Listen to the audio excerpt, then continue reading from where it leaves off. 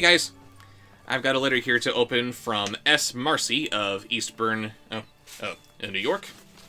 When's that postmark, dear? Gee, let me check. It was postmarked on the 3rd of December, 2019. Getting closer! Today being June 16th, 2020. Getting closer. 6 months closer? Yes. Yes, it is. Considering I had mail that was coming to me from 2018, I'm getting closer. I'm getting it done. And I'm doing better. Shut up. Anyway. I only asked because I like teasing you. And because it's a red envelope, so I'm assuming it might be some sort of Christmas card. And you assumed correctly. Da-da-da! Mickey! Got Mickey Mouse in a Santa Claus suit wishing me a Merry Christmas. And whoop, it's a pop-out card with Pluto and Goofy inside. Aww. Presents, surprises, and lots of fun. Hope this Christmas is a happy one. Sean. P.S. I meant to give you a Zootopia card, but I couldn't find one. Don't you worry about it. This Mickey, Goofy, and Pluto card is just fine. Thank you very much for that. And a very merry, very belated Christmas to you too. So, thank you. Please don't hate me for being awful. You can hate him a little bit. Hey! Jerk. I got a big old box to open here from Cody Gerling, or Gerling. I apologize for mispronouncing your name there on one or two accounts, possibly. From Penticton, British Columbia. Hello. Hi, Cody. And let's see what he's got here. Oh my, looks like somebody is a fan of Storytime with Bob Show. Because Yay! included is a collection Oh, wait, of... before you start, Yes? what's the post date? The post date What's the post is date? actually January 2nd, which is not good, but it's better. Shut up. This is June 2020. It's postmarked January of 2020. So at least he's in the right year. I hate you. But yes, moving onwardly, we have a collection of Lovecraft stories. I'm actually not too familiar with the extended Lovecraft mythos, so this will be a fun thing to take a peek at. That's definitely right up your alley. And we have The Haunter of the Dark, also by Lovecraft, and goodness does this look creepy. Ooh. Yeah. We have a DVD called Millionaire Dogs, which I guess is a little bit different from Slumdog Millionaire. I don't know. Let's see. I think it's going to be a lot different than Slumdog. 5 irresistible dogs and a zany parrot, of course there's a parrot, live together under the protective roof of Miss Lily's house of pets. These scruffy but adorable dogs are the best of friends, a real team. Who needs money when you've got your friends? And the security of Miss Lily's mansion. But then a sudden mega inheritance turns these pups into a pack of pampered millionaire dogs. Before you can say, who let the dogs out? We're seriously still doing that. These hot dogs are out of the fat and into the fire. Now they're in for the biggest adventure of their lives. Can their all-for-one loyalty overcome their selfish dreams of fame and fortune? I'm gonna say so. That's how it usually goes. But, yep. Oh, that's going to be a good one. Oh yeah, this is definitely going on the list. Uh-oh.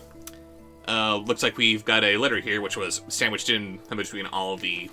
Put the letters on top. Yes, letters on top of these. So they're the first to read. And let's just get this guy open here.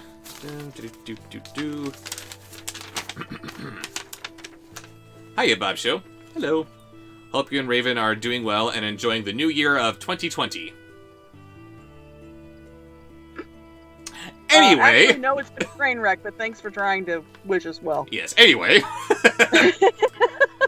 I've been a fan for a good long while now, and wanted you to know that you do great stuff, and to keep up the good work you're doing. Thank you very much. These kind of letters are what keep me going. I can't wait to see all the potential reviews and other whatnot to come from both you and your sweetheart. Aww. I remember the first review of yours I saw was Alpha and Omega Dino Digs. Oh, wow. One review to cut your teeth on. and got the general feel of your show after that. Yes, the general feel of my show is a little wolf puppet screaming his head off. There you go. Everybody loves Wolfabob. Indeed they do. I then watched the second and third reviews to be from the start, and watched the reviews of the Phantom of the Opera and Romeo and Juliet Sealed with a Kiss, as well as El Arca. I have become hooked on almost every one of your reviews, whether praising or destroying it. I love the first Alpha and Omega after watching it from being inspired by your review of it, as well as the past other two. I hope I can add to those reviews with these gifts. Oh, you are definitely doing that, sir. 2 books of H.P. Lovecraft's works for you to enjoy, unless you have... Yeah, this was pre-story time. No. I started story time after Christmas of 2018. Oh. Yes, it started out with my doing Christopher Lee for the Critch. And just spun off from there. That was amazing. All the Who's down in Whoville liked Christmas a lot, but the Critch, who lived north of Whoville, did not. Christopher Lee, who started it all. Yes, God bless you, Mr. Lee. But yeah, get Pharrell to do the Grinch. That works. Let's see, where was I? Yes. 2 books of H.P. Lovecraft's works for you to enjoy, unless you have them already, in which case you can give them to a friend or donate or sell. That will not be necessary. I don't have any of Lovecraft's works, so I will be enjoying them for myself. Thank you very much. No, he'll be enjoying them for story time. Well, yes, but you know. Here is a calendar of literary classic Alice in Wonderland with different artists for every month, since I know it is one of your favorite stories. Oh, but thank you. Aww. For a possible review in the future. Starting a calendar in June, isn't that neat? Shut up. Here's an animated film called A Millionaire Dogs, and apologize that it is in rough shape. Hey, I've seen worse. It was like that when I bought it. Unsarcastically, I hope it isn't a sign of something. I watched the first 10 minutes of it, and while I didn't hate it, I won't spoil anything either. Lastly, for both of you and Raven to enjoy is the Disney Princess Comic Strip Collection Volume 1, which I enjoyed very much, and hope you both will too. P.S. I was planning on putting a lot of dog puns in this letter, but I restrained myself. Thank you, we've been getting plenty of those to the streams lately enough as it is. That was that was, not foreboding. What's the word I'm trying to...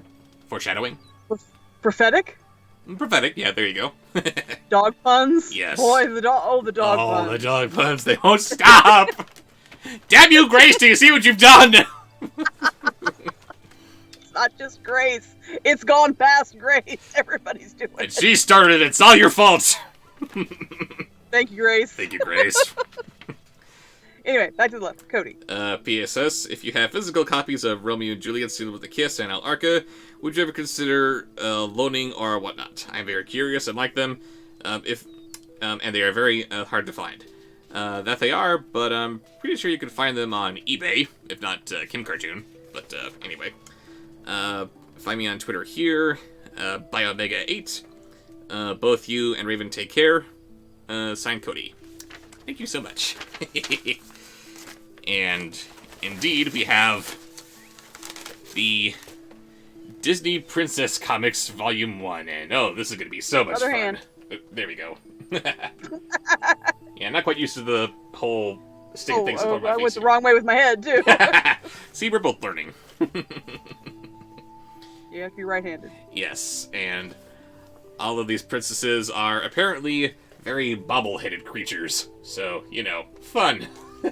Comics by Funko Pop. Yeah, Funko Comics, there you go. And as my lovely lady so wonderfully observed, we are starting this month in the middle of the year with this Alice in Wonderland calendar. And let's see, we are in June currently, and well, I suppose me being confused is appropriate with it being Alice and all, but we are starting up in June here, where Alice is apparently first falling down the rabbit hole, for all the sense that makes. Shouldn't she be in January here? I don't know. But, yes, thank you for that. And as I bump the camera there, I will definitely be enjoying some of those works for the both for the story times and for the reviews, so thank you so much for that. I've got a letter here to read from Nessea of Albuquerque, New Mexico. And, included is a little Pokemon card featuring Dusclops. Dusclops? I don't know how to read Pokemons. Dusclops. Dusclops. Oh, these damn Pokemans! What is these things? I don't know. Whose, I guess, main attacks are Roam and Gravity Wave. I am so lost. But thank you. And let's see. Oh. We also have a Fearow. I guess someone's trying to get me hooked on Pokemon now. Got a few letters here. Not sure which one to read first. Let's see what I got. Oop. That's Flolit. Dear Bob Show. My name is Nessea, and I am a big fan of your videos. You are a great reviewer. Oh, thank you. Also, I have sent you a quarter and a dime. Also, 2 Pokemon cards and some fan art of you and Raven. Now for some questions. I've got a little booklet here going on. First, oh boy. First question. Which puppets are your favorite? Is Wolfabob, Dog Show, or that rabbit you use for your Alice in Wonderland reviews?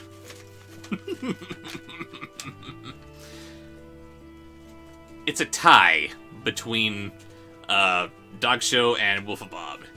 Wolfabob just took off like nothing else with the Alpha and Omega videos, but the fluff that you have on Dog Show just demands me be so happy and bouncy. He's like, yay, I'm having fun here. Oh. So he's a lot of fun to manipulate there, but yeah, those 2 I think are in my top 2. Next question. Are you doing anything special for your open season reviews? And that's all my questions. Open season? I guess I must have mentioned in passing that I'll be doing open season at some point. But, I don't have anything planned for open season yet, but after I actually, sit down and watch them and figure out what to do with them, who knows, maybe I might. Love you, Bob Show. See you later. Signed, your big fan, Nessea. P.S. Can't wait for your Barnyard review either.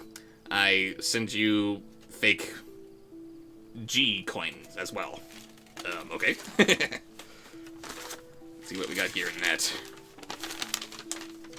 First we got some fan art of me as a gargoyle. Da-da-da! I like it! You make very good gargoyles. Yes. And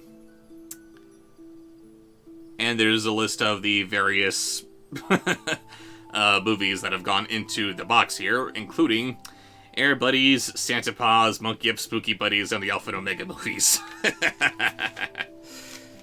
And included here is Raven as a gargoyle, who is giving off some serious Demona vibes. I like it. Nice! Ain't pretty? Yeah, definitely gotta add that to the fan art wall, don't I? A raven with gargoyle wings. An anthropomorphic raven with gargoyle wings. That's interesting. Yes, you still have your raven wings and gargoyle wings. Nice. Which I guess means you can fly into space or something. I don't know. But thank you very much for that, Nessea.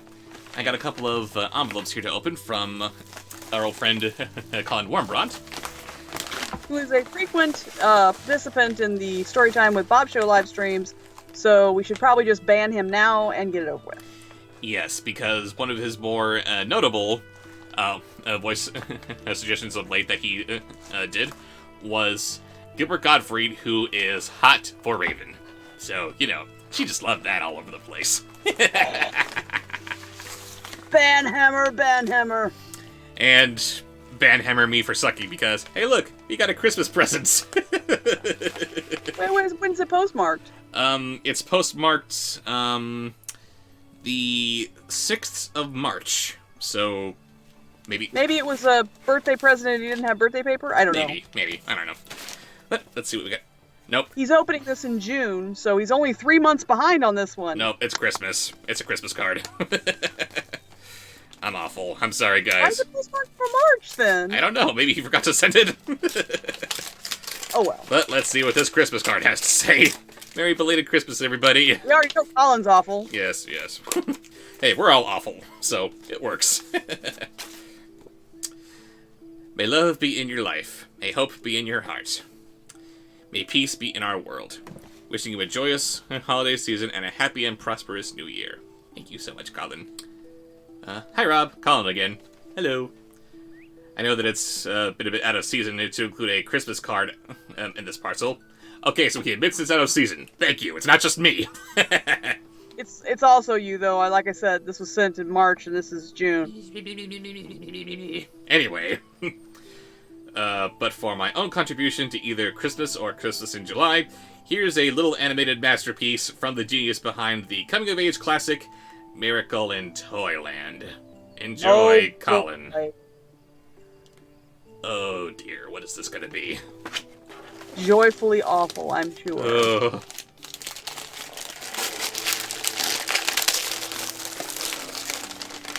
It is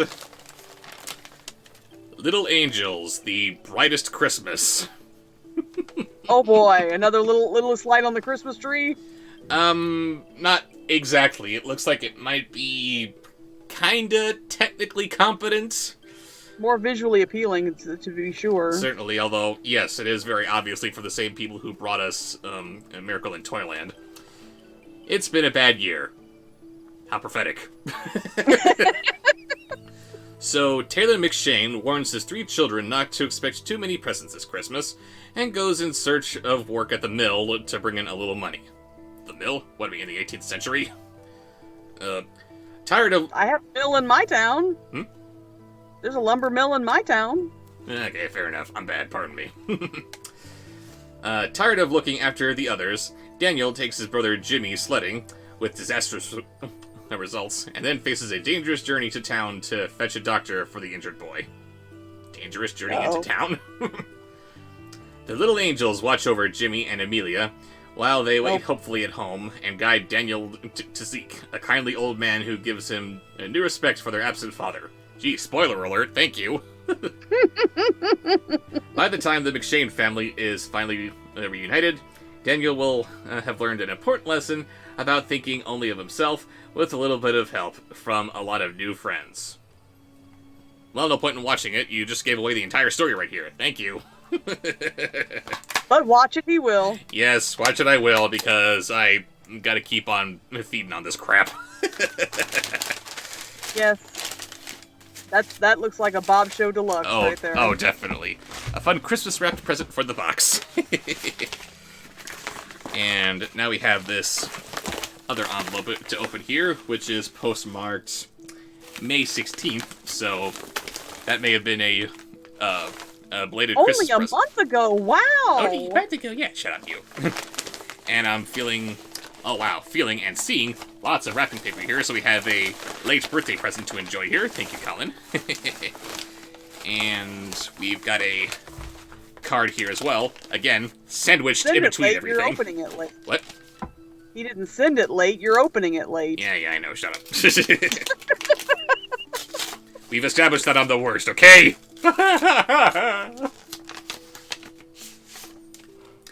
I'm trying negative reinforcement to try to get him to do better. It's so negative. Just a little note. Covered in birds. Sorry, I said that wrong. Covered in beards. No, you forgot. You gotta do it like Brent. Covered in birds. It's not even a stream and I'm still monkey dancing. That's right. Happy birthday, Bob Show. For your birthday surprise, here are 4 movies, including the long-awaited sequel to a modern animated classic. Again, I just had one! A coming-of-age Thanksgiving tale. Ooh, really switching it up here. An animated adaptation of the beloved toy line, and what I'm assuming is an Easter film. Hope you have a good one, Colin. Oh god, what is this gonna be? Oh boy. I shouldn't be dreading opening birthday presents. What have you done to me? Keep your presents in the box, probably. Oh yes. Feeding time. The Thanksgiving special that he mentioned was Freebirds. I've heard that is awful. And you know it's going to be awful when the tagline for it is, a delightful treat for the whole family. How generic and non-committal. From the Academy Award-winning producer of Shrek, which DreamWorks are going to ride for their entire tenure. It doesn't matter how much they suck. Hey, we produced Shrek! Ah! Comes a hilarious animated adventure about two turkeys from opposite sides of the tracks who travel back in time in order to keep their species off the Thanksgiving menu. Oh, Lord. This is gonna be stupid. Featuring an all-star cast including Owen Wilson, Woody Harrelson, and Amy Poehler? How do you say her name? Poehler, I think. Freebirds is loaded with laughs and stuffed with fun for the whole family. It's funny because you're talking about birds being stuffed to death. Yay. You know, as a mother, I can tell you that most of the time when it says it's fun for the whole family, it's a lie. It is a slog. And let's see, we got 3 more packages here. I like that wrapping paper. Yes, very pretty. It's just too bad that what it's holding is crap. Wrong hand. Playmobil, the movie. Oh boy. Oh, yes. That is already on the list, and now you have a physical copy of the movie. Yes, you're welcome, box. Nope, must give it a chance. Must be open-minded. You have to keep an open mind, that's right. Maybe it won't be a steaming pile that's completely devoid of all creativity that the Lego movie had. Maybe. In Playmobil's animated action-adventure, a top-secret organization has caused citizens from different lands to vanish into thin air. The dashing and charismatic secret agent Rex Dasher, Daniel Radcliffe, must partner with smooth-talking food truck driver Dell. Daniel Radcliffe? Oh yeah, you didn't know? No! Yep, he is this secret agent guy here. I love Daniel Radcliffe. I'm sorry that this movie's gonna break your little heart. Let's see. A smooth-talking food truck driver, Dell, Jim Gaffigan. Why would they cast him in this? Seems kind of weird. Love Jim Gaffigan. And Marla, Anya Taylor-Joy, a smart, savvy civilian with her own secret agenda to rescue them. Against unthinkable odds, the trio go on a fantastic journey across stunning new worlds as they gather clues for their rescue mission. Oh, I'm so sure. But, again, let's be open about it. Maybe it'll be good. You have to go into it with an open mind. Because you wouldn't think that the Lego movie would be good, would you? Let's see what we got for package number 3. I wouldn't, but you're a huge Lego fan. I'm a huge Lego fan, yes, but I wouldn't think that you could make Legos into a movie. It's like, really? Where could this possibly go? Wow. Proved everyone wrong. You really can make a movie out of anything. Well, maybe they made a movie out of Playmobil. Maybe. Maybe. And here we have Sherlock Gnomes. Yes. Oh dear. That has already been on the list for a while. It is time. Mm-hmm. Time is coming around for you to review it. Yes, yes. Get ready for a phenomenal adventure inside the secret world of garden gnomes. When Nomeo, James McAvoy, and Juliet, Emily Blunt, discover their friends and family have gone missing. Emily Blunt does a voice in this? Apparently. Oh, wow. That's where all their budget went. Discover their friends and family have gone missing. There's only one gnome to call. The legendary detective Sherlock Gnomes, Johnny Depp.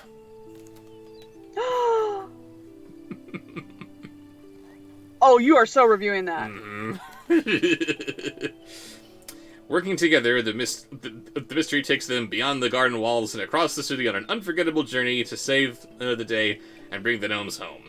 From the director of Kung Fu Panda and featuring new music from Elton John, Bernie Taupin, and Mary J. Blige, Sherlock Gnomes is the fun-filled family comedy of the year. Again with that word, fun-filled family. That's going to be good. That's going to be good. Just be prepared. Just why? Okay, because okay, you have the pun Romeo and Juliet. You make the entire play of Romeo and Juliet with garden gnomes. Okay, there you go. Was there nothing you could do to follow in the whole Shakespeare thing? You gonna go for Sherlock Holmes? Why? But save that observation for the review. And the fourth and final birthday present here. I'm scared. We have Hatched. Starring Sean Astin and Jeff Foxworthy. Oh boy. Yes, and you know that this is going to be a great one because of this guy. Oh no! Family approved! Come on, baby, say it. No! Please. Family approved! Thank you, I love you. Hey. Off the farm and into action! Even the smallest creatures can make a big difference in this exceptionally funny adventure. Young chicks Cluck Norris, Oh my god! Chickpea and Tiny Schwartz Hannegger,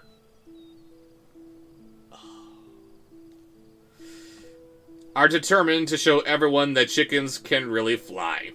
But when their tiny alien pal Magic is in danger... What? Their tiny what, pal? Alien pal Magic is in danger. Alien? Tiny alien pal, that's what it says, look! Tiny alien... Aliens and chickens! Aliens and chickens! Tiny alien pal, it says it right there! Wow. Yeah. When Magic is in danger, this young feathered trio will join the efforts of their animal neighbors, including Charlie Horse. I think Sherry Lewis is going to be suing you guys. Shun the non-believer, Charlie. Shun! Angelina Poultry. Oh my god. Are we going to have an El Arca thing where we have a chicken with giant boobs for some reason? It's just really awkward. Ugh. Meryl Cheap, and more. Oh, I can't wait. In order to save their home and their friend from the foulest of villains. Oh no. Yes, this is going to be one of those kind of movies. Featuring the voice talents of Sean, I Can't Believe How Far My Career Has Fallen Astin, and Jeff Foxworthy. It's a wild rescue mission that will have everyone cracking up.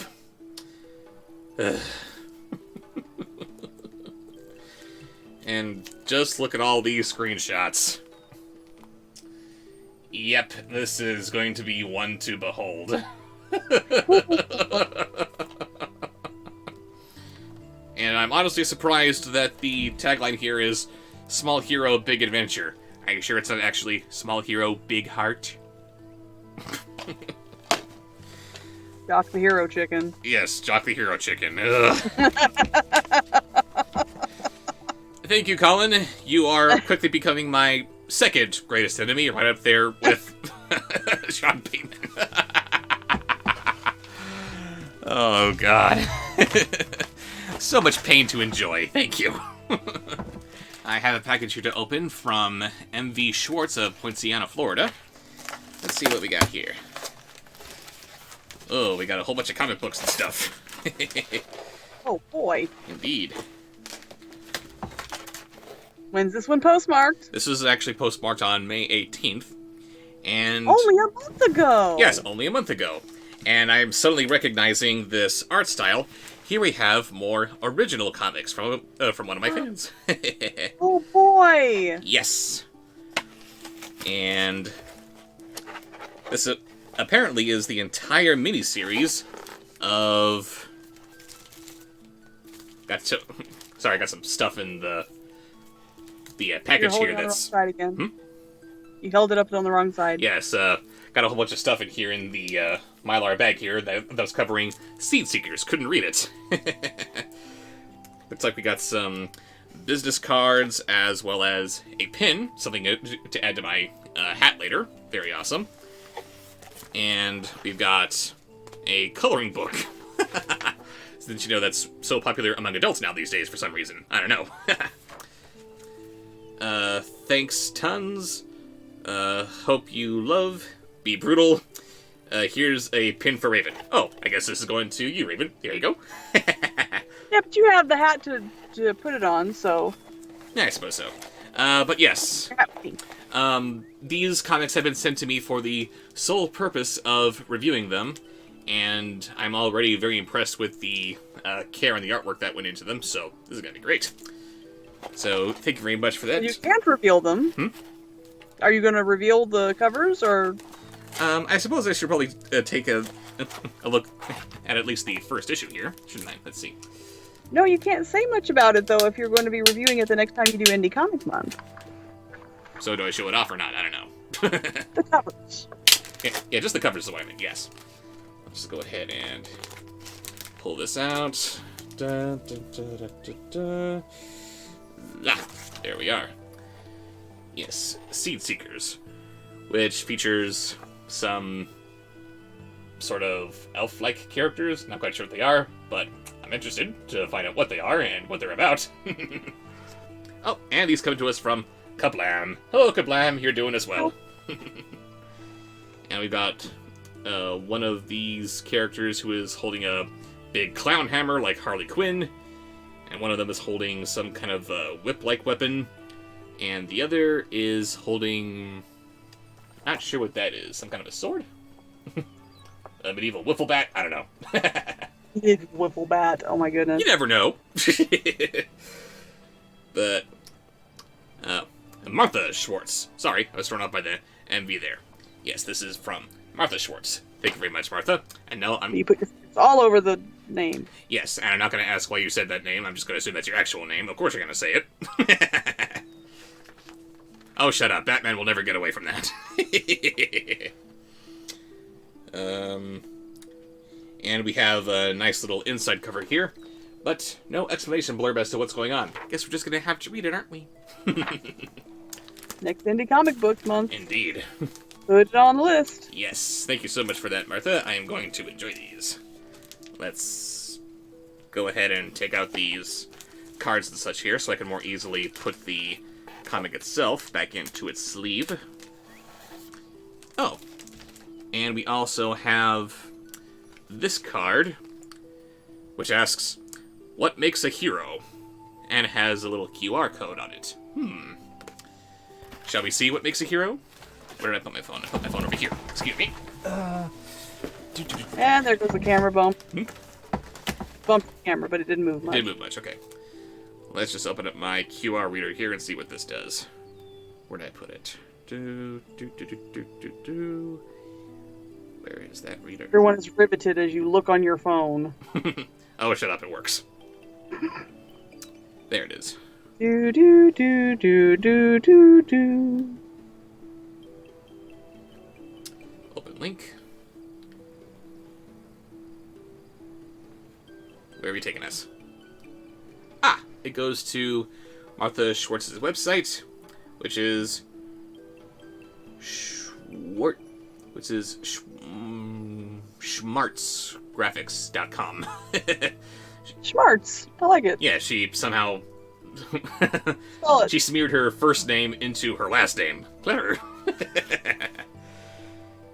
But yeah, it's definitely gonna have to check that out there. Thank you so much for these. And gotta slip the card for the comic back into its sleeve real quick. When you upload this unboxing, you should put the link to her website in the video info. Absolutely. That is a wonderful idea. So thank you very much for that, Martha. I've got a letter to open up here from Justin Karvelot of Marietta, California. And by the way, Justin, I think you might have the coolest last name ever, Karvelot. And let's see what we got here. Something short and sweet. Dear Rob Thomas, my name is Justin Karvelot. I am an anime reviewer from Marietta, California, who has been watching your videos for quite some time. I noticed they are also from the area, and was hoping that we could do a collaboration review sometime. I know it might be difficult given current circumstances, as well as being busy working on other projects on your schedule. I have a selection of anime shows and films that might fit the style of your show, although... Anime! I'm sorry. We're getting there. We're getting there. Just... Okay.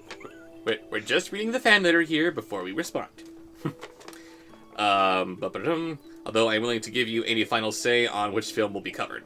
That's my proposal, and as two Murrieta residents that produce videos on YouTube, I can't wait to meet you and work with you.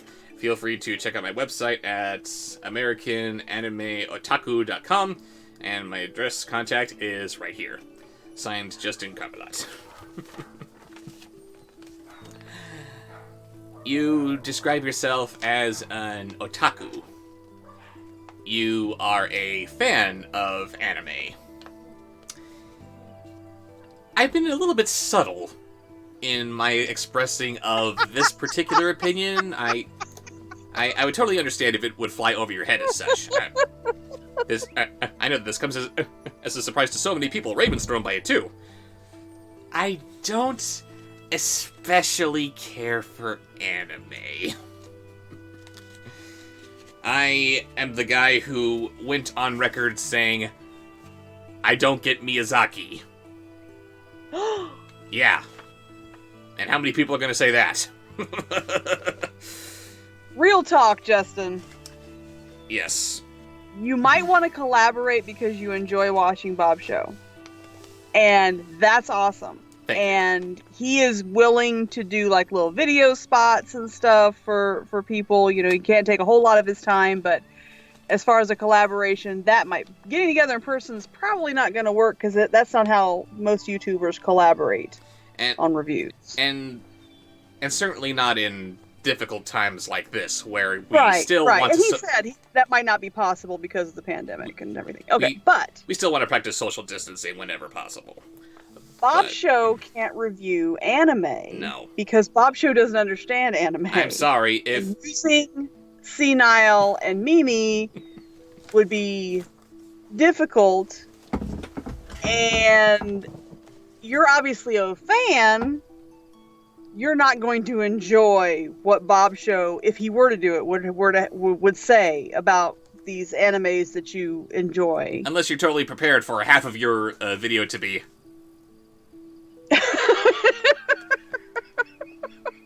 What? So, I'm sorry for sounding like such a jerk here. I'm trying not to be. I love all of my fans, and I know that everyone has really diverse fandoms and things that they enjoy separate from my own. Hey, I'm the guy who gave a defensive review for Catwoman. I know that nobody likes that movie. I get it. I get it that we're not always going to align on the same spectrum here and there as far as fandoms go, and I must very politely decline, because an anime review with me, it's not gonna work. I'm sorry. And I don't want you to hate me. And I have a very, very strong... And he doesn't want to ruin your review? No. No. Whatever you want to say about this TV show or that movie, it would probably just elicit from me something along the lines of, really? But, no, I'm sorry. I love you, Justin, but I must respectfully turn down that request.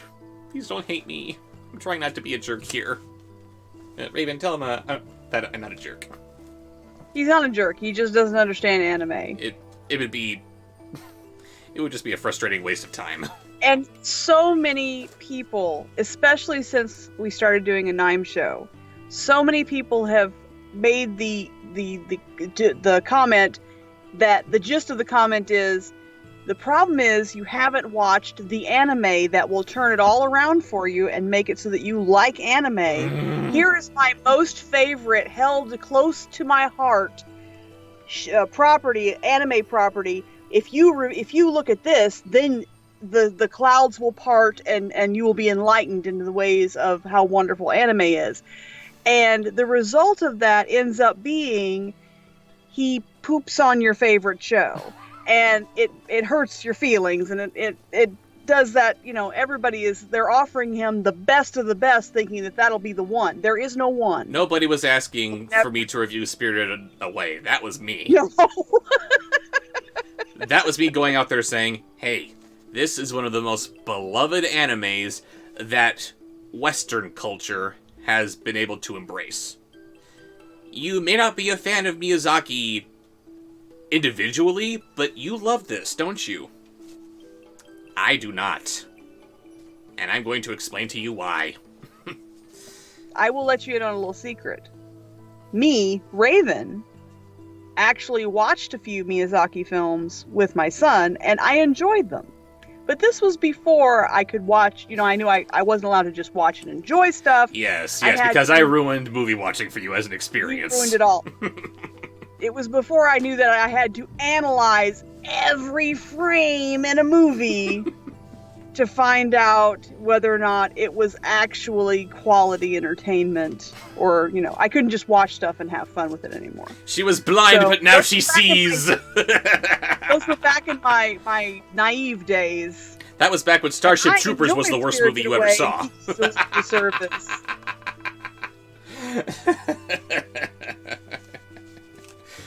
So, I will go ahead and plug your website here. What was it? It was AmericanAnimeOtaku.com. Everyone go ahead and check that out if you want to see someone who enjoys anime and reviews them properly. He'll put the link in the video below. Yes, it's right down there if you just He'll scroll down and check put the link in the video info below. Yes, indeed. But something like that. But yes, go there for some fine quality anime reviews.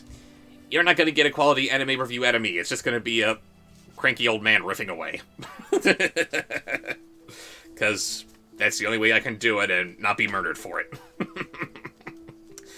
But, yes, anyone that wants to send me fan mail, movies to review, and if you want to send me anime, that's okay, but understand, I'm probably not going to enjoy it. If there is a slim to none chance that that will be the one. I know you think it's the one.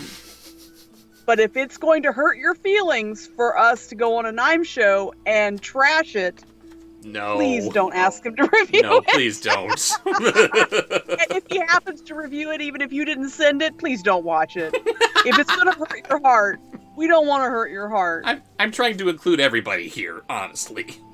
I don't want to shun anybody for enjoying this or that or anything, but yeah, if you send me something that you enjoy, please be in a position where you could enjoy me not enjoying it. I got a letter to open here from Tyler of Pottstown, Pennsylvania. And, looks like we got a bundle of artwork here. Oh boy. Oh, yes. That looks like a separate piece. Oh, we got a fun fact. Steven Spielberg was one of the first choices for Batman 1989 before Tim Burton was hired. He even had Harrison Ford and Tim Curry be offered to play the Dark Knight and the Joker, respectively. Harrison Ford as Batman. That'd be interesting. No. But Tim Curry as Joker? Hello, Georgie. True. Along with them, Michael J. Fox as Robin, Burt Reynolds as Gordon, Martin Sheen as Harvey Dent, John Pertwee as Alfred, and Gina Davis as Silver St. Cloud. Whoops, we got a lot more letter here. Before she was switched to Vicky Vale. Nice. And we turn this over and see a little poster mock-up for Steven Spielberg's Batman, maybe? What are you? A Batman. Although now that I think about it, if we got Steven Spielberg doing Batman, then that probably means that we got John Williams doing the score for Batman. That'd be interesting. I don't know, I think I'd like to hear John Wayne. I'm Batman, Pilgrim.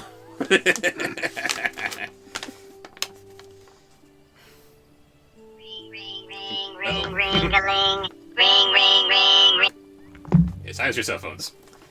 And you're gonna love this. We're rotten to the core. And then she gets murdered by Skekmal. Yes! That song is like nails on a chalkboard. Why, yes it is, Skekmal. Yes, it is. Lovely. I don't care what you say about the Descendants. The songs were catchy. The songs were catchy. They just did not fit at all the movies. No, I will give that the biggest concession in the world. The songs were catchy on their own.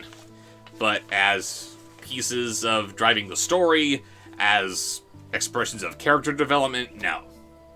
We're rotten to the core. No, you're not. You're a whiny little brat who just wants to be edgy, and then, I just want to do good! Bite me. Okay, let's see what else we got in here.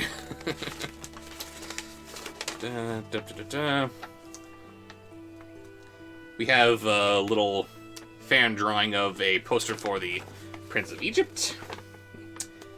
In my opinion, this is better than The Lion King. Better be careful with that opinion. People will kill you. Said the guy who doesn't like anime. And we got, got a piece of Transformers fan art here. Transformers Earthrise. Starring Hound, Bumblebee, Wheeljack, Marcy, I think. Don't know how to hold this thing. Is it like this? Is it like this? There it is. And we got, my name is Optimus Prime because I'm a badass. Oh, no, you don't, Prime. I'm on the Nemesis and I'm going to shoot you in the face. Ow, why don't you do that, Megatron? Because I'm the bad guy. Yes, and I'm the bad guy, too. Shut up, Shockwave. No one likes you. Oh, darn. No one likes me. That makes me sad. Thank you very much for the fan art there. And, again, we gotta save this for the wall of fan art to go behind me when I finally get my own place. I have a package here to take a peek at from August Aguilar of Knoxville, Tennessee. Let's see what he has here for us. Ooh, looks like we got a couple of comic books here. Is there a letter included? There is not. Let's see. We have Cindy's Birthday Party, #1, from Strange Comics. And strange is certainly the word for it, as we see some kind of a weird monstery hand holding up a balloon with some scared person in its reflection. Creepy. Along with Passenger #2, which looks like it's going to be some kind of a weird monster movie. Be careful, you're getting into your address on the screen. Getting is my address? The address? Yes, you have to hold it up a little bit higher. Oh, yeah, there we go. Uh-oh, this person looks worried. I need to take a peek inside real quick to see if there's a letter. Maybe there's a letter, maybe I can get a name on them. Ooh, and I also gotta see what these are.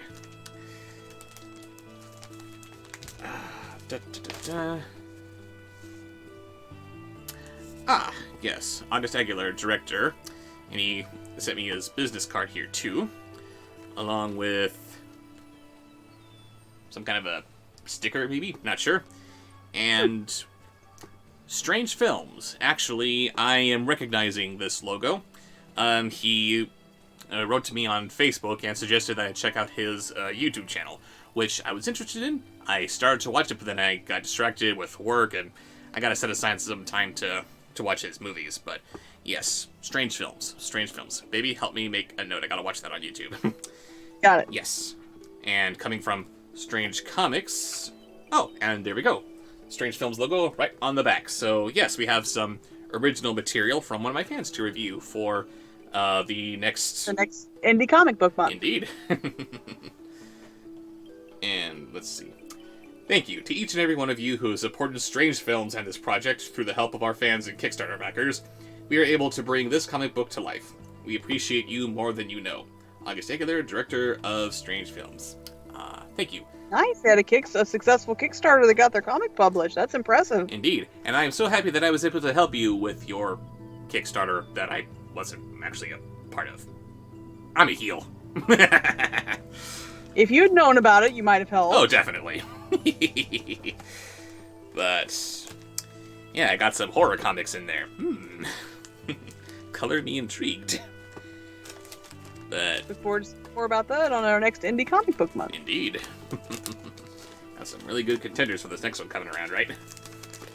And if you have a professionally bound and published comic book that you would like Bob Show to review, send it along. Yes, let's see how many... He can't review individual, like, pages or stapled together or, notebooks or something like that. He can't review those. He might enjoy looking at them. Definitely. But, yeah. But yeah, you want to send me a professionally published comic like what we've seen there, then yeah, show me what you got and we'll see if we can put it onto the next Indie Comics Month. I can't speak right now. But yeah, that was pretty well received, so we'll probably do another one of those. I have a package to open here from Shamus of Miamisburg, Ohio. I love your name, Shamus. Makes me think of Harry Potter. Let's see. Digging past this DVD here to get to this letter first. What does Shamus have to say to me?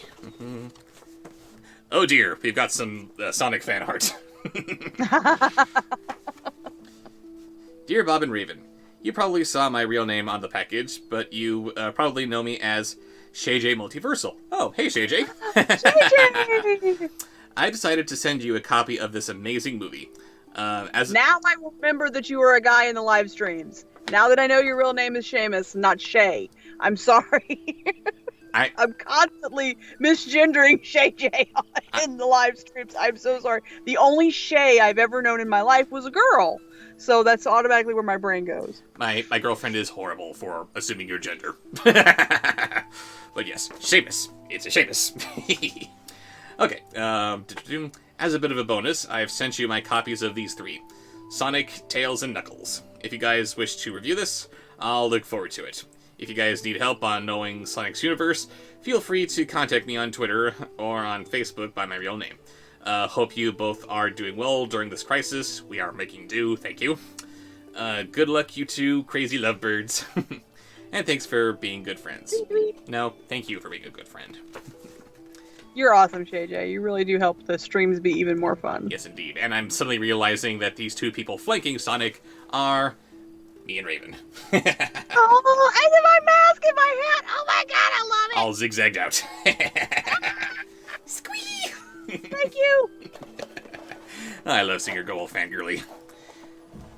And this was definitely on the list ever since the first trailer hit. But yeah, Sonic the Hedgehog.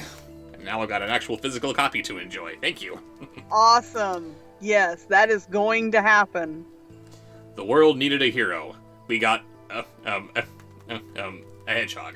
Powered with incredible speed, Sonic the Hedgehog, aka the Blue Blur, embraces his new home on Earth. That is, until he accidentally knocks out the power grid and sparks the attention of super uncool evil genius Dr. Robotnik, Jim Carrey. Oh my god, they call him Robotnik. Thank you, Sonic movie, for calling him Robotnik. Why? Because that's his name, damn it. I'm sorry. Eggman? Where did that come from? He's Robotnik. Okay, he's already reviewing it. I'm already reviewing it. I gotta stop. Now it's Supervillain versus Super Sonic in an all-out race across the globe to stop Robotnik from using Sonic's power for world domination. Sonic teams up with the Donut Lord, aka Sheriff Tom Wachowski, James Marsden, to save the planet in this action-packed adventure that's fun for the whole family. Oh, don't say that! Don't say fun for the whole family! That's a death knell! It may be accurate, it may be true, but don't say that! That's what everybody says! Everybody says that, and I have found it to be so untrue so often. It is a lie! But, no matter how the review turns out, you have to give credit. Yes. For the fact that this director or whatever listened to the fans and revamped Sonic. They deserve all the credit in the world for doing that. That, or they deserve all the credit in the world for one of the most amazing marketing campaigns ever by putting out an intentionally horrible design in this first trailer. The fans aren't liking this. We better fix it. Oh, here's the real Sonic. I don't think that was the case. No. No. This was, oh, we should probably listen to the fans on this one, shouldn't we? What happens if we do this? Oh my god, that's amazing! Oh, really? Okay, well, let's do that then. And included in this package, we have a little Sonic. Oh. Lee Pascool. We got Knuckles. I don't know my catchphrase. And Tails. Give me the funny kiss, Aunt Sally. Oh, Tails. I like Tails. Tails is awesome. What? I know nothing about Sonic. That's okay. My knowledge of Sonic is minimal at best. But yes, thank you so much for that, Shay J. I have a birthday package here to open from my executive. Upside down? Yes, there it is. Happy birthday, yay! Happy face. Yes.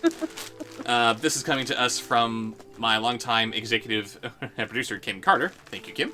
Hi, Kim. And let's see. First and foremost, we got a packet here of some kind of The Doll by Kim Carter. What is this? Oh my! Kim sent me a screenplay to read. Ooh. I am going to have to take a peek at that when I've got a moment from reviewing all day and all night. I have no time for leisurely reading anymore. And wait a sec. Ooh. I'm interested, I have to say. Yes. Yes, me too. And gotta... Wait, is that a card in there? Oh, gotta read this first. Come on. Are you smelling your package? I'm smelling my package because it smells soapy. Soapy, huh? Yes. You remember a long time ago I got a care package full of little soaps, one shaped like an Autobot, the other like a video game controller. Oh, Yeah, it smells just like that. Wonder what's inside here. Let's see. First we got this letter to read. Boom. Dear Bob. You're supposed to read the letter first. Yeah, well, that was there on top. Put the letter on top, guys. Really? Dear Bob, I hope you and Raven are doing well. My husband and I moved to Hudson, New York in February, and unfortunately we're quarantined 2 weeks later. Oh, well, no. Yeah, sorry, but we're all in the same boat here. No, New York had it really bad, and they're still having some problems. Hudson? Is that especially bad? I know that New York City is... Just New York. New York City is bad, but yeah, I think New York itself, maybe Hudson is a suburb of New York City? I don't know my New York geography, but sorry about that anyway. I love to knit, so I made you a teddy bear. Oh. My material grandma taught me to knit. She passed away March 1st. Oh, I'm sorry. Maternal. Hmm? Maternal. My maternal, thank you. How did you read that? My maternal grandma taught... No one has a material grandma. Well, I don't know. Maybe it's a weird wording of something else she was trying to say. Sue me. My maternal grandma taught me to knit. She passed away on March 1st. I'm sorry. Oh, I'm so sorry. So I knit to keep her memory alive. Legally Blonde is also a musical, and it's on YouTube. Happy birthday. Also, my theater group had a playwriting festival last year, and they decided to give places, and I got second. Oh, it'll be I will get a virtual reading inspired by Robert the Doll. Love, Kin. Oh boy. I've received fan art. I've received fan comics. Now I got a fan play based on something that I reviewed. If it got second place, I can only assume it's going to be a little bit scarier than the actual movie of Robert the Doll. Thank you, Kim. And if this is going to be scary, then it's a good thing that I've got a little friend here to help keep me safe. Oh, that is adorable.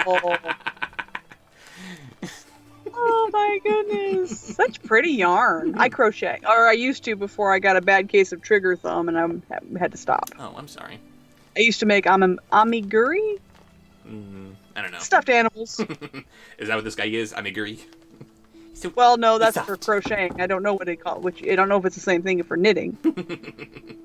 That's very cute. Here's a little lopsided. Gotta fluff him back into place. There we go. Hello. Had a long trip. Yes, indeed. And he was in there for almost a month now. Hey, I'm getting better. Yeah, I was about to say, that's got to be our new record for you. It's only been sitting there a month. And indeed, we have Legally Blonde 1 and 2. Oh boy. And it used to be a book as well. Okay, didn't know that. This blonde is anything but dumb. Elle Woods, University of Southern California socio-political jewelry design major, is blonde, spoiled, and desperately in love. Socio-political jewelry design? They got classes for anything in college these days. That's what you said. It's socio-political jewelry design major. Oh, she's a double... Is that a double major, or is that one thing? It looks like it's one thing. There are no slashes or hyphens or anything. It looks like it's a single thing. Socio-political jewelry design. Yes. I love it. Yes. But when Warner announces he's dumping her to go off to Stanford, Elle decides that a little thing like law school won't come between them. Anything Warner can do, she can do better. Elle's Stanford misadventures begin badly, and it seems the one place blondes definitely don't have more fun is law school. But then Elle's asked to defend one-time fitness queen Brooke Vandermark on a murder charge. Oh dear. Seizing the opportunity to prove her worth to Warner and her fellow classmates, she vindicates all who are blonde at heart with a tip any Cosmo girl should know. Well, I feel like this book should be very close to my heart since I'm a ditzy blonde myself. He is so blonde. Like, oh my god! Legally Blonde. I've never seen the movie, or I definitely haven't read the book, but I am a fan of Reese Witherspoon. So, yes, we will definitely have to take a look at these movies, won't we? So, yes, thank you so much for that, Kim. And, again, if we got a screenplay based off of Robert the Doll here, I'll go want this guy handy so we can keep all the bad scaries away. I got a couple of packages here to open from Grace Starks of Dripping Springs, Texas. Starting with this here. What is this going to be? We've got a letter. It's Texas. You have to say Drippin' Springs. Drippin' Springs, pardon me. Drippin' Springs. Drippin' Springs. Dear Bob Show, I hope during this quarantine debacle, you guys are doing fine. We are doing the best we can. That's all that anyone can do. I know how very disheartening it can be, or it can become to isolate yourself. This coming from an introvert who generally doesn't like crowds.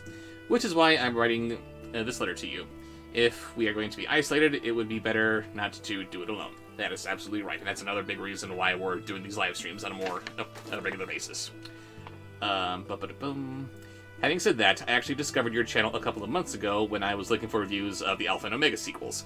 My friend and I hate those sequels with a burning passion, even though we are hardcore wolfaboos. At least my friend is. So it was very amusing to see someone share that same passion. A passionate hate. And again, these movies are so insulting to wolves. Why aren't you guys hating this with me? Focus. Focusing. Then I started watching other reviews like the sequels of The Swan Princess, and that was a real pleasure to me. If there's one thing I have been taught by these sequels, it's that a plot that is so bizarre is one that is unpredictable. I'm a senior, so I'll be graduating in a few months. Congratulations. I think she just graduated. When was this posted? Someone just graduated. April. This was April 2020. I'm sorry, I'm awful. Congratulations, Grace. We know that you have graduated. Yes, congrats. You made it. I myself am actually pursuing a career in creative arts. I dream of becoming a storyboard artist because I love writing, drawing, and acting, and this job is a combination of all those. And I really aspire to work at Walt Disney Animation Studios as part of their story team. Do that. That'd be awesome. Because, 1, it's been a lifelong dream of mine, and 2, that way you won't have to say, do better, Disney, anymore. Wow. You want to go... She's single-handedly going to turn the franchise around. You want to work at Disney for me. And yet you give me Transformers! I love Transformers. I'm getting very mixed signals here, Grace. Your reviews of these lackluster movies actually really helped me a lot in my own creative works. Oh, thank you. Your suggestions on how to make the movie better make me see if there is a way to make my stories better. Your goofy and over-the-top performances during the reviews give me inspiration on lightening up on things in life. And of course, your sexy drawings of Raven make for good inspiration for some furry drawings and eye candy. I'm feeding the furry fan art. You're welcome, world. With all that said, I'm optimistic this quarantine isn't going to be as long as we think it will. No, we need to keep on striving for that finish line. That's exactly right.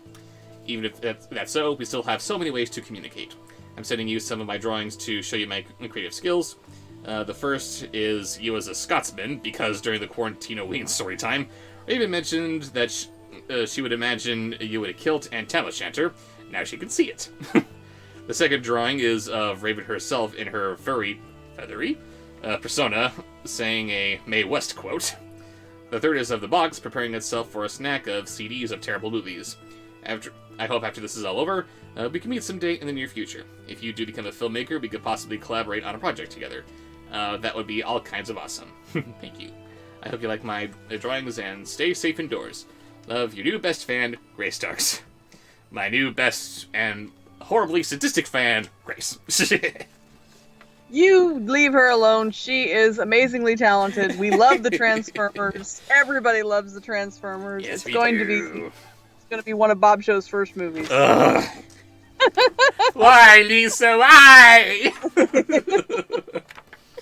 P.S. Since you've already reviewed the Descendants series, I suggest you review another terrible Disney Channel series, Zombies. Oh yes, you've already sent me the first one of that, didn't you? It's like Descendants, but way worse. Way my worse. God. Oh, God. First we have Scottish mini-skirted me. That's not a mini skirt, it's a kilt. I thought that kilts were longer. Like, down to the knees, aren't they? Oh, are they not? Is it not down to the knees? No, they're on my knees right there. Extra sexy Scotsman. Raven. You and man be a Bob show for you till Braveheart to step aside for Scott show. I think I said that right. It's weird reading in a faux Scottish accent. But we got that, and I'm pretty sure we got the rapping dog from the animated Titanic film there. But he matches your mini kilt. Yes, he's actually Scottish in this drawing, so very good. And we have Sexy Raven here, quoting Mae West. Well, when I'm good, I'm very good. But when I'm bad, I'm better. Want to give it a go, baby? I would have to listen to... Ad-lib on the spot! No! Sorry, I'm awful. Well, when I'm good, I'm really good. When I'm bad, I'm better. That very works. I don't think that was Mae West's voice, but I kind of remember her. But you made it your own. Didn't she also have "Hey boys, come up and see me sometime"? Possibly, I don't know. Come up and see me sometime. Not too familiar with Mae West actually myself.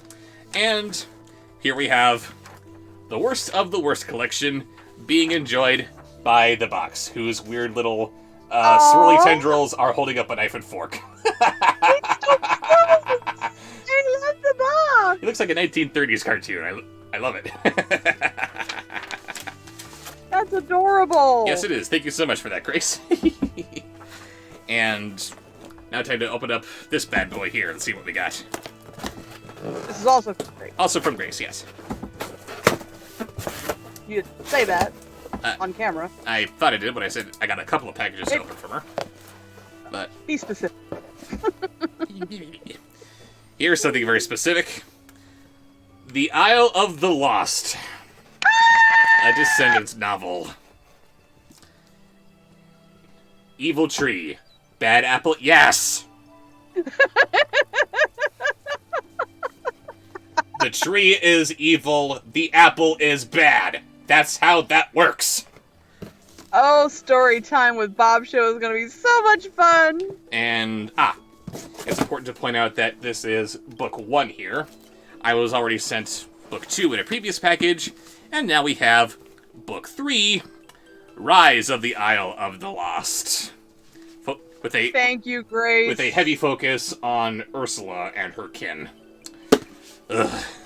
And, book 4! There were 3 movies! Why are there 4 books?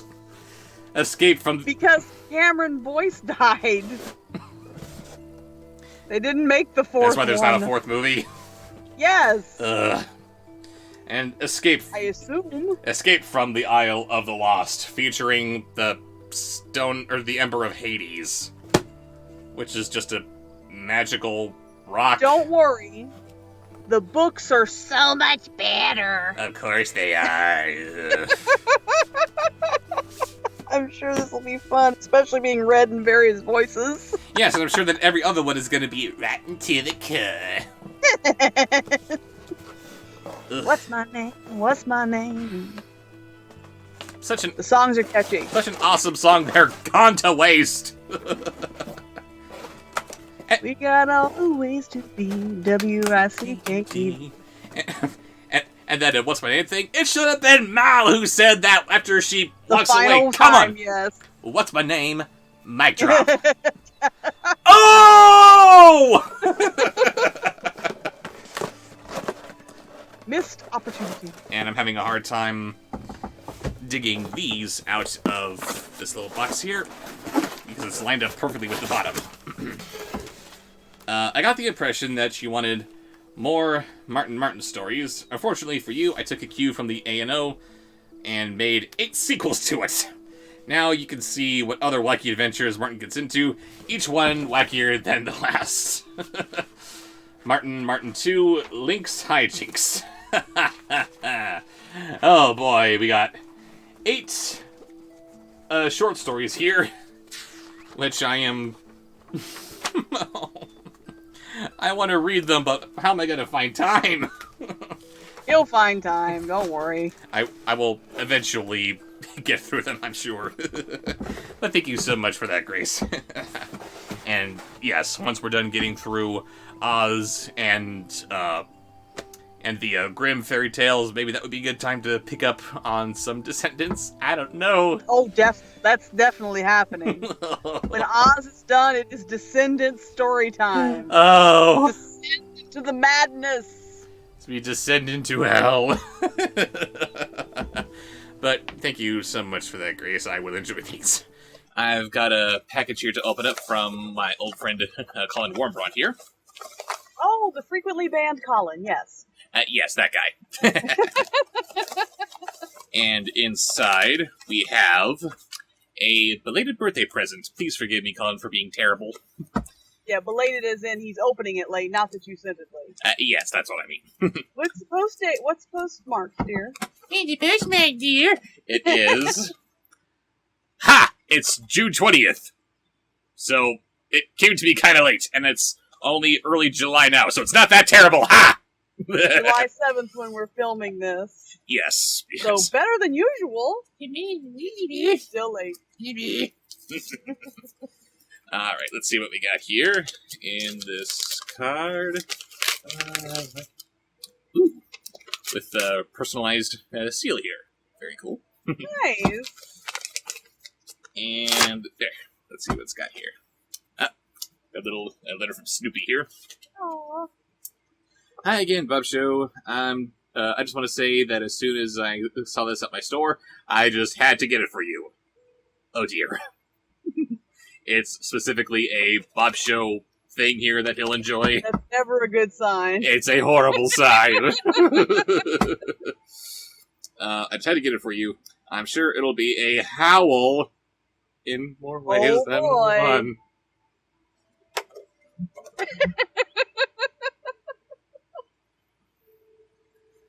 Here we go. Maybe I'm scared. Happy birthday to me. Alright, Lizzie.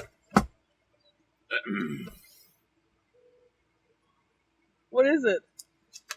It's Russell Madness. Russell Madness, you haven't done that one yet. That's from the Air-Extended Funniverse. Yes, it is, isn't it? You got both talking dogs and a monkey. It's right up your alley. Mm-hmm. Yay! Russell Madness will win your family's heart, says the Dove Foundation. Of course it does! The death knell. Oh, the death knell wait a has second. been rung. Yeah, there it is. Ugh. This tail-wagging comedy adventure from the creators of Air Bud and Air Buddies. You don't want to advertise that! They're so proud. Why? It stars John Ratzenberger, Will Sasso, and Fred Willard. Oh, that's a nice little stand on his career there. Russell is an undersized but big-hearted terrier who dreams a little of... dog with a big heart. Mm-hmm. It's so original! Let's see, where was I? Oh, yes. He dreams of having a family all his own. Ah! The box is salivating. Oh, it is. It really is. Hard copy. Yes. After running away from his pet store, Russell gets taken in by the Ferraros, a family desperate to revive their grandfather's pro wrestling arena. That's when they discover their new pet Pooch has incredible wrestling skills. No! No, he doesn't! It's a Jack Russell Terrier! It's not gonna know how to wrestle! Maybe a Malamute. Maybe. But... no! Yes. No! Oh, yes. No! Thank Colin. Thank you, Colin. With help from his coach, Hunk, a savvy and hilarious monkey. Why is the monkey? Why is the monkey named Hunk? So you could say Hunk the monk. E. Or Hunky Monkey. Hunky Monkey! It hurts. With Hunky Monkey, Russell rockets to the top of the pro wrestling world. Oh, I'm so sure he does. And becomes a famous sports superstar. But when a dishonest promoter double-crosses the Ferraros, Russell will face his biggest challenge and discover that the strongest tag team is family. Ah! I'm so touched!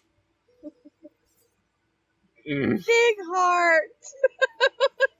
Little dog, big heart! Yeah, Colin, you suck and I hate you. But thank you so much for the lovely gift. I'm going to enjoy it in my unique way.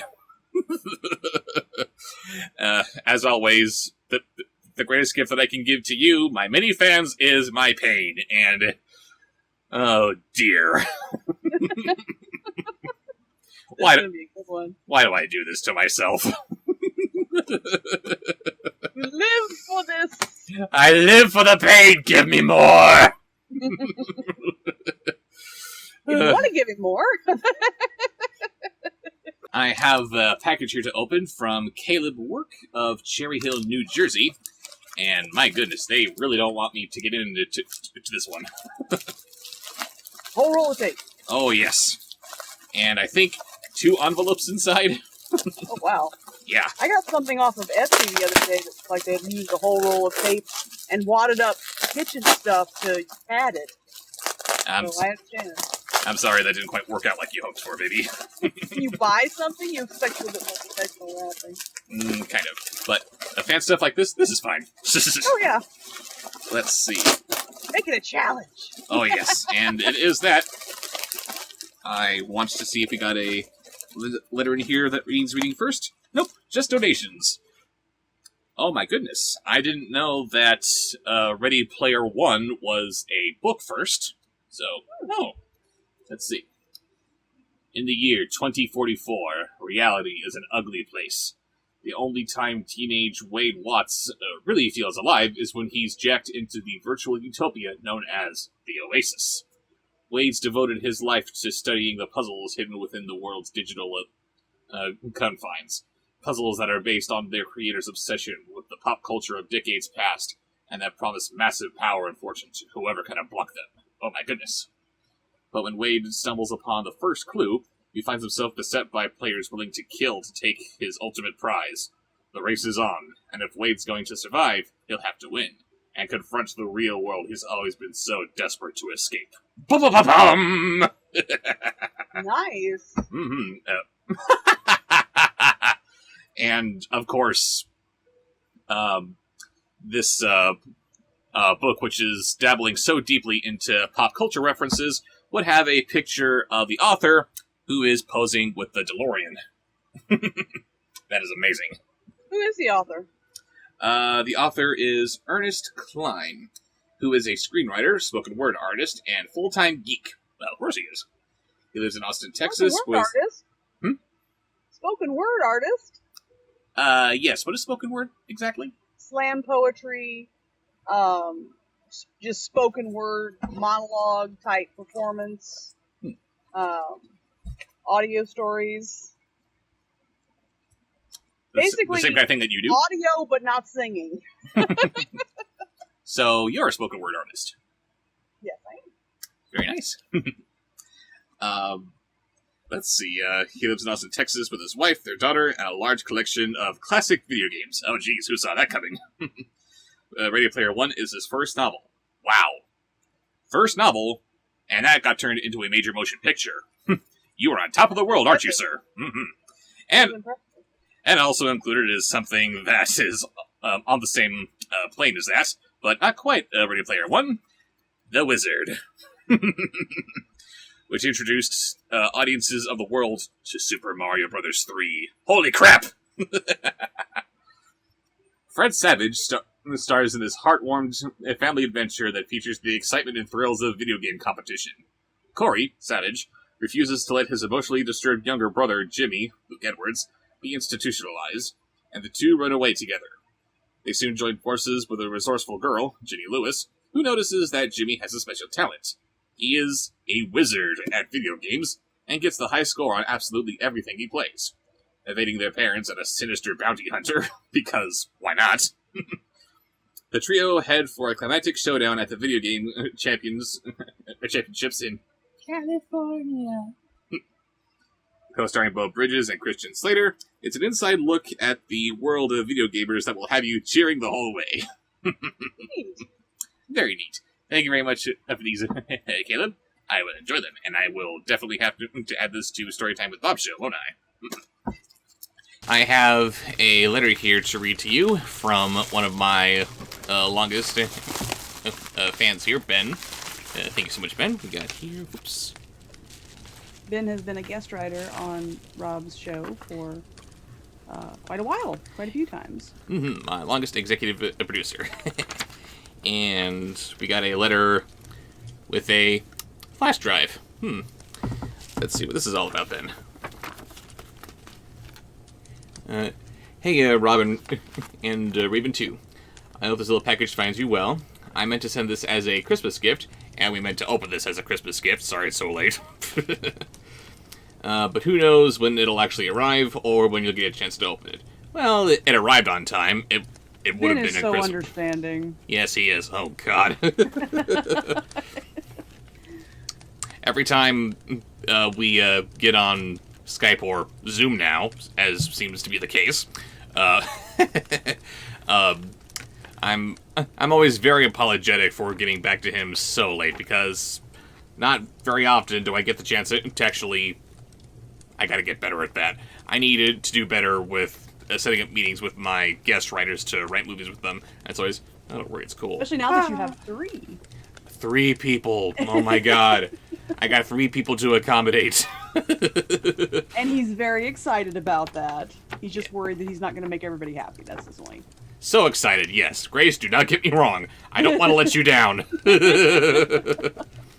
Anywho, Ben. Ben, back to Ben. Inside, you'll find a 16 gig flash drive containing roughly 4 gigs of music. Oh, My music collection is one of my most prized possessions, and when you really like something, it's only natural to want to share it with your friends, right? Aww. Feel special. I don't know exactly what you like to listen to, though I seem to remember you liking movie soundtracks. This is true. I mainly listen to show and movie soundtracks too. Oh, nice. And also remixes of video game music, so I tried to choose a wide variety from my playlist. I can almost guarantee there'll be at least one piece of music that you enjoy there. I'm sure there's more than one in there. Feel free to pick through it at your leisure. I've also included a list to give you a general idea of what kind of music you can expect to find, but it's kind of long, so you don't have to read it on camera unless you really want to. Good, that'll save us a few minutes. I'd actually sort of appreciate it if you did, but it is really long, 4 pages in size 11 Calibri font, so please don't bother if you're not for it. Damn it, Ben, stop being cool and understanding. Glance through and pick out some that jump out of the page at you when you get that thing. Will do. I'm planning on moving out west sometime in mid-April. Already happened. Welcome to California. Hey, I wish you nothing but luck in your efforts to... he said when we got together last that he's going to pursue a career in animation. So, great. And I've seen some of his stuff. It's good. I'll be staying closer to Burbank since I hope to continue pursuing a career in animation. Spoiler alert. I know it'll be tough, but I can't let go of my dream. No, you cannot. Not just yet. And hey, if it doesn't work out... No. And hey, if that doesn't work out, I could probably fall back on voice acting. I can hear that.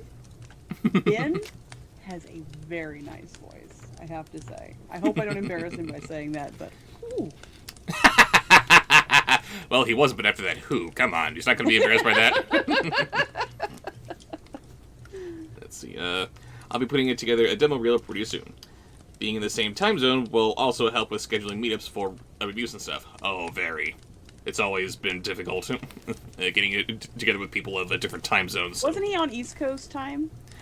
Yes, I think he was moving... Yeah, Georgia, I think it was. So yeah, that's really hard. West Coast to East Coast. Oof, no thank you. And he was super busy between his family and work. Always. Where was I? There I was. Maybe we could even grab lunch if we're in the same area. Maybe. In other news, I came across what some might call the burning death of animation. In your line of work, I imagine you've probably heard of Wow Now Entertainment. Can't say that I have. I'll have to look into that. Wow Now Entertainment. Hasn't everybody heard of Wow Now? I have no idea what that is. But, something which I'm positive heralds not the death of animation. Klaus, anybody? No spoilers. No spoilers. Can I make fun of you for just a little bit here? No. No.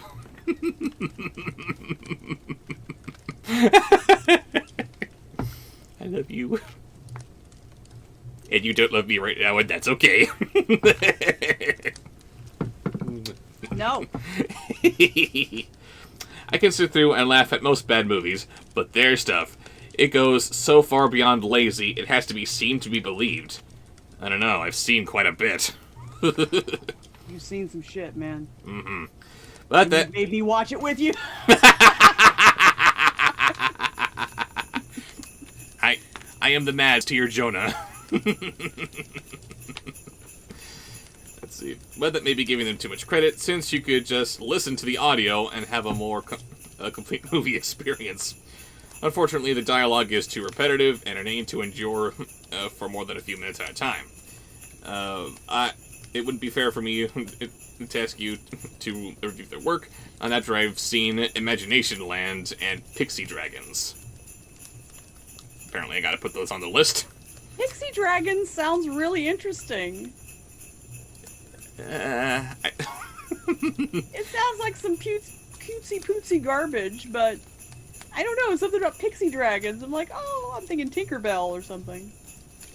Or maybe the fairy dragons from the old Dungeons & Dragons TV show from the 80s? I don't know. Yes. But we'll have to look into that, maybe. They really are that awful and boring. You might not even be able to scrounge up enough material to write a review. Oh, I can think of something, I'm sure. Oh, yeah, yeah. But I do believe the people have a right to know that this dangerously mind-numbing waste is out there, lurking in their red boxes. Well, if the people have a right to know, then I am honored bound to do it. I would have sent you a DVD, but those shameless hacks don't deserve a cent. Trying to swindle people with rip-offs with titles like The Funny Life of Pets, Oh, no. A Frozen Christmas. This sounds like Asylum, the second coming here. Oh, Ben. I've seen some of it. Not a lot, because I know I need to save it for when I'm actually reviewing it, but The Funny Life of Pets and Frozen Christmas. Frozen Christmas is just an hour plus of karaoke tracks. And Funny Life of Pets, do you know what? You showed me a little bit of that. Yeah, I did. And maybe I showed you a little bit of The Funny Life of Pets, too. I don't think so. It's a couple of CGI pets just sitting around in a living room watching YouTube videos of funny pets. They made that... He is right. They don't deserve money. No. If you can't bootleg it, we're not going to watch it. Oh. I can bootleg them. They're on the Tubi TV, actually. Which is also a source of so many wonderfully horrible films that are just itching for me to review. But, yeah, I saw those, and they don't even qualify as movies. They are literal babysitters. Not if you love your babies. No, it's more like child cruelty, I suppose, isn't it? Anyway, I want to wish you and Raven a Merry Christmas, or whatever time of year you find yourselves in. You know it. Postmark on this, dear. You know me so well, don't you, Ben? Postmark? Actually, it's hard to say. This was actually received by my post office at the exact same time, and it was stickered together with the same label, but it was on or around the 23rd of December last year. But This being August 14th. this was supposed to be a Christmas in July unboxing. Shut up. We're pretending it's still July. We're pretending it's still July. July. Shh. But anyway, let's take a quick peek at the extensive playlist that he sent me on 16 gigabytes. Good lordy. Well, he said that the flash drive is 16 gigs, but the... yeah, it was more like 4 gigs, that's which right. Which is a lot. Yes, still. I'm excited. Oh, good. We've got soundtracks from animes, which I love. Oh, goodness. Totally my thing. My mask just broke. Uh-oh. We'll wrap this up real quick, and then you can fix that for the next video. We've got Pokemon. We've got stuff I don't recognize, but hey, I'm sure it's good. I'll take a listen to that either way. If you just keep on holding that, I'm sorry, baby. The ribbon came unglued. It didn't actually break. It can be fixed. Oh, okay. I love this mask. We got some soundtracks from Mother, the NES game series. Haven't played that, but I've heard some interesting things. And we got some remixes here. And lastly, there's a song that I made. It's the theme for one of my original characters. I can't say much more in case my story actually gets picked up, since knowledge of this character's existence spoils a lot of things. Ooh, well, I will have to take a look at that then, won't I? Or take a listen, rather. We will keep anything other than our... we will keep all details to ourselves. Yes, we will. All in all, I hope you like most of the music I sent. If nothing else, there are plenty of thematic things that you can play on Halloween or something. Thank you. I shall take full advantage of that. Maybe during your live streams and stuff. Maybe. That's a good idea. And I want to tuck the drive away in there so I don't lose that. And thank you again for that, Ben. I'm going to have a bit of a fun time perusing the music there that you sent me. We have a envelope to open here from Bernie from Hampstead, Maryland. Let's see what Bernie's got for us here. Oh, you've got some fan art. And got a letter here to read first. Let's see. Dear Bob and Raven, so many people are talking to us now, not just me anymore. I love it. Greetings from Maryland. I love your channel, and your videos really cheer me up when I'm having a rough day. I think you and Raven make a wonderful couple, and I wish you many years of joy and laughter together. Thank you. I'm sure that's going to happen. You don't have to worry about that. Of our 6th anniversary, you're reading this. Indeed. Yeah, sorry for opening this letter, which was posted on the 23rd of December last year, but so many things happening. I can never open the mail on time. I suck. Anyway.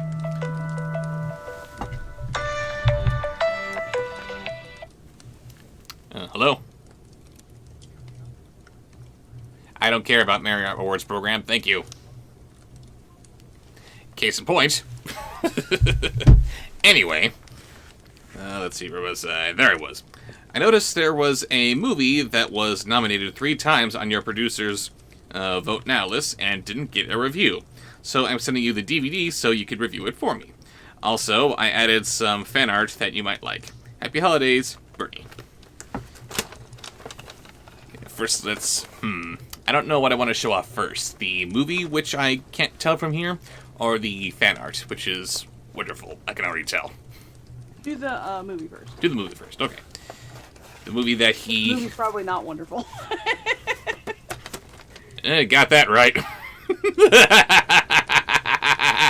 have to give it a chance.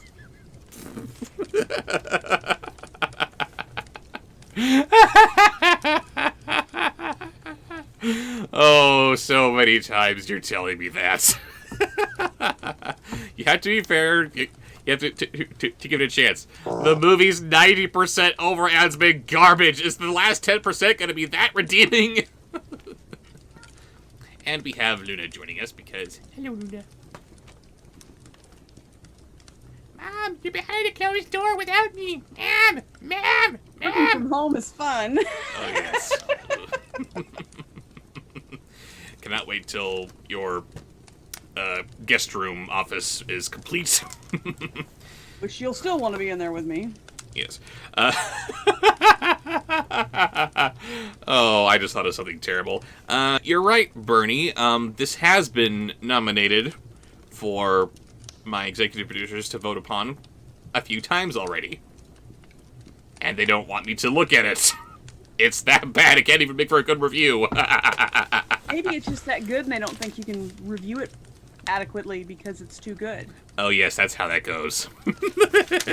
Just like all the anime requests of people sending me their favorite animes. Oh, you should do this, you'll love it!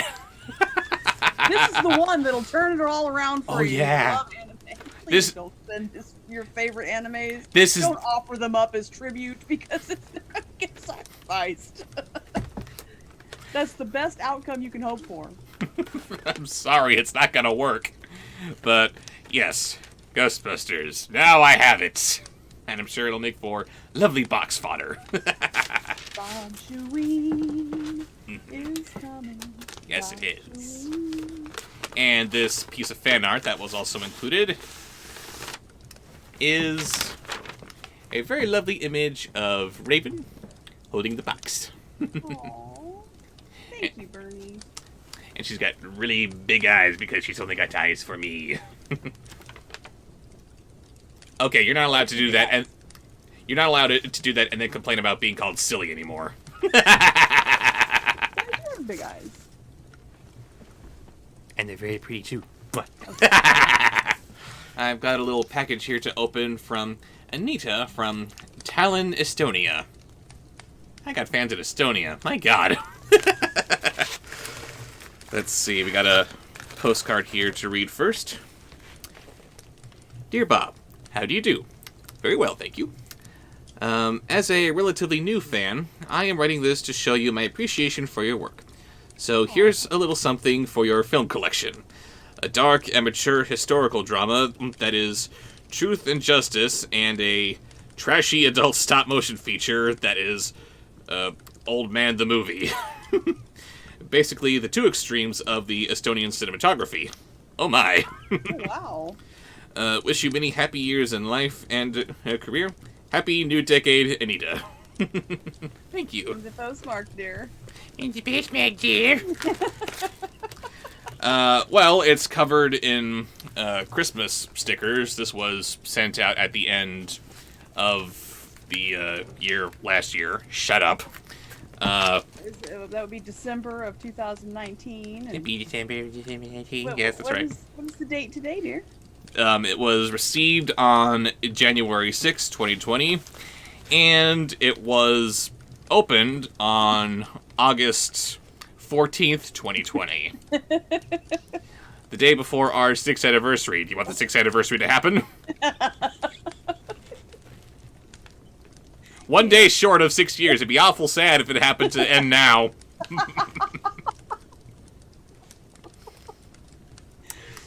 Beg for my forgiveness. Please.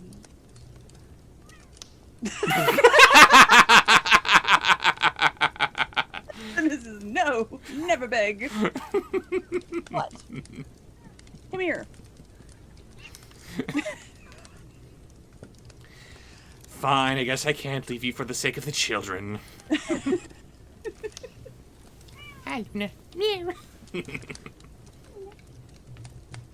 No, don't leave. My curtain here. Would you behave yourself? Okay, carry on. This is behaving yourself. True. Anyway, let's see. We've got... What was this one called? Tode Ya Oigus? Probably read that horribly. This was... Whoops. This was called... Old Man the Movie. And... Truth and Justice. And wow, does this look creepy. See if we can get a better shot of that. Oh, wow. Oh, yeah. It's where the dead are going to die, stop motion style. Oh, no. Oh, no. And because these summaries are written in Estonian, I can't read what they're all about. Hopefully they'll have wait. subtitles. I'm sorry. I was looking at only part of it. We've got young and energetic man Andre together with his wife Cruz. I'm Cruz.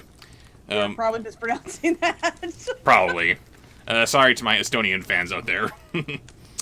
Arrives to his new farm, brought on a loan to establish their new life. Robber's Rise must have become a place, and that'll take care of the family. Household needs a lot of work and consistency. Battle with nature, fate, and his spiteful neighbor, Peru, it begins. When life deals the man more sufferings than long-awaited successes, the man searches desperately for truth and justice. From court, tavern, and the Bible, sacrificing his family, friends, and eventually himself in the process. Oh, wow. So, family fun. Family approved. Oh, wait, I can do that here. I love doing that. Dream of prosperous and nurturing Robber's Rise descends deeper and deeper from under the shadow of reality. Wow. Pretty deep. A little deeper than you cover in much of your show. Usually, yeah. Let's see, what is this? Ah, there it is. Old man's grandkids, Preetik and Aino, again, sorry for mispronouncing these names here, just some stupid American here, come to visit him for dinner. Determined to make the children understand the simple beauty of country living, he ends up working them like slaves. Again, lighthearted family film here. Oh, yeah. Preetik and Aino accidentally set loose old man's prized and thoroughly abused cow. Prized and thoroughly abused. How does that work? Now the old man and his grandkids have just 24 hours to find the rogue bovine before her unmilked udders explode and unleashes lactopolyps. Oh my goodness. What? Or before the mysterious milkman beheads her. Milkman is capitalized.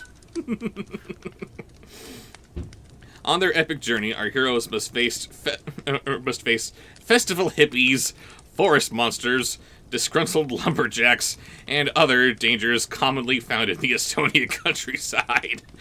Wow, those are common dangers, are they? To the people of Estonia, you have my sincere condolences. Thank you very much for those, Anita. We are definitely going to have fun looking at those, I think. I've got a letter to read here from Callie Ramirez, who says, "Hi, I'm Callie, and greetings from Long Beach, California. How are you doing?" "I'm doing well, thank you. Raven, how are you doing?" I'm doing good. Thank you, Callie. You're doing good. I really like your reviews, especially the ones with Raven. Of course you do. Thank you. I have a couple of questions for you. Do you play any video games? If yes, would you ever show off a playthrough of you playing games like Super Smash Bros. Ultimate or Animal Crossing New Horizons? Well, time to show off how much of an old man I am. Why are you giggling? Would you ever do a playthrough? You don't want that, Callie. Hey. No, if I'm going to show off myself playing video games, I gotta do it with a script. I have to follow in the footsteps of the angry video game nerd, Spoonie, the likes of them. You don't want to see me do it ad-libbed. I'm a funny guy, but no. I gotta have something to work off of. I gotta have something specific to talk about and joke on. Yeah, there's that which Raven's laughing at. Here's what I'm laughing at. I am an old man when it comes to video games. The most advanced system that I have is... Well, okay, I was going to say a GameCube, but that's incorrect. I only just recently got an Xbox 360 a couple of years ago, but even then, all I use that for is, like, the Arkham games. But, yeah, otherwise, just put me on Super Mario World. I'm good. No Smash Brothers or Animal Crossing for me. Sorry. I played a little Animal Crossing myself when we had a Wii. And how was that? It was cute. It's cute? It's not like a high-intensity game. It's very chill. It's cute.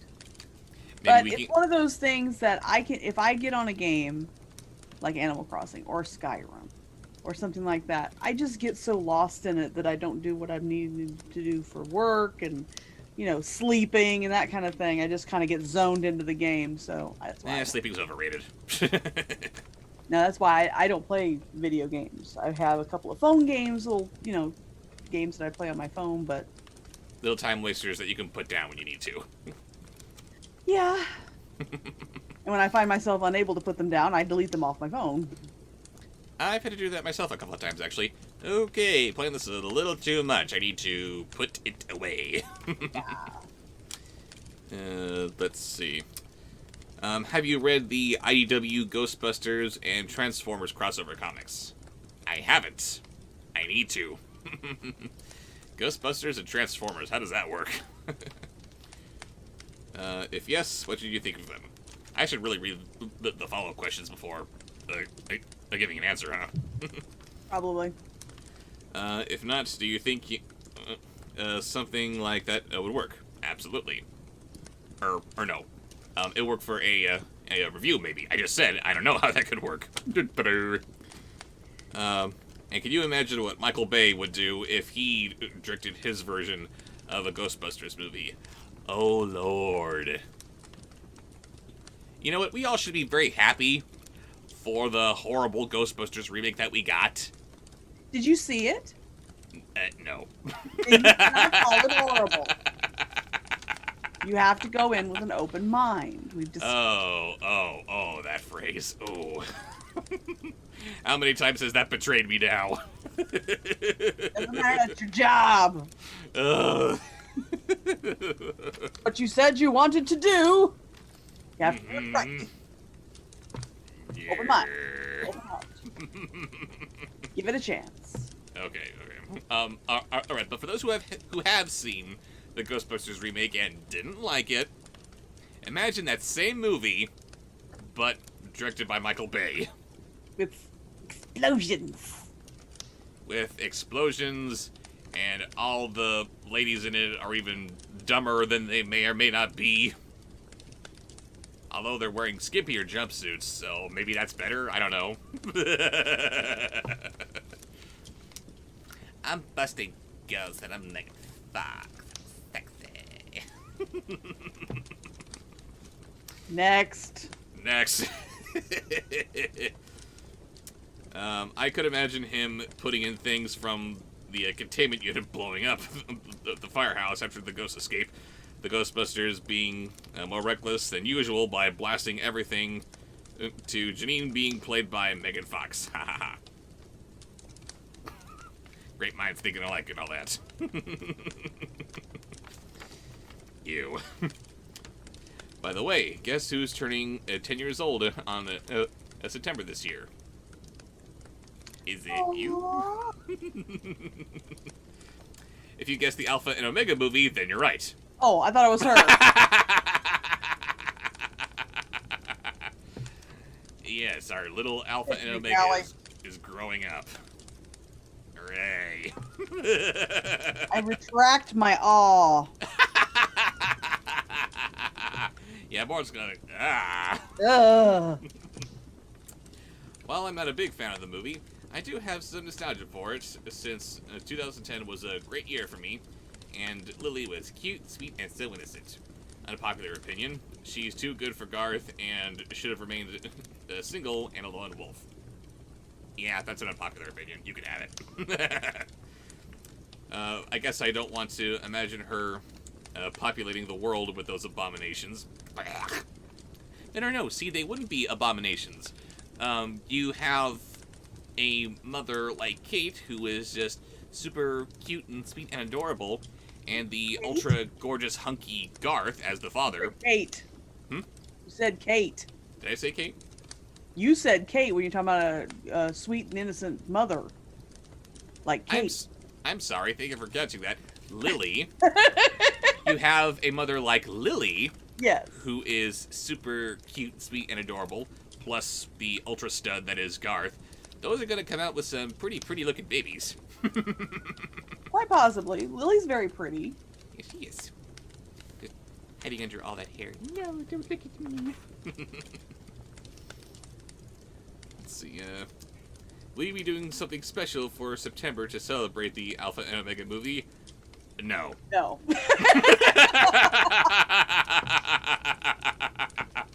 They stopped after 8 movies, finally. We are just letting it die. When did the last one come out? Oh, God. 2017?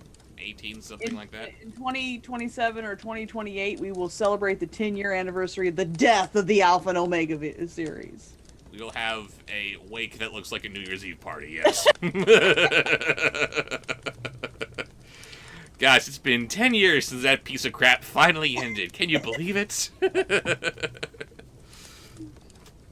Let's see. Perhaps dedicate the month to it? No. Sorry. By making a video on how the movie should have been done or something else, like having your fans contribute when they made their own reviews for it.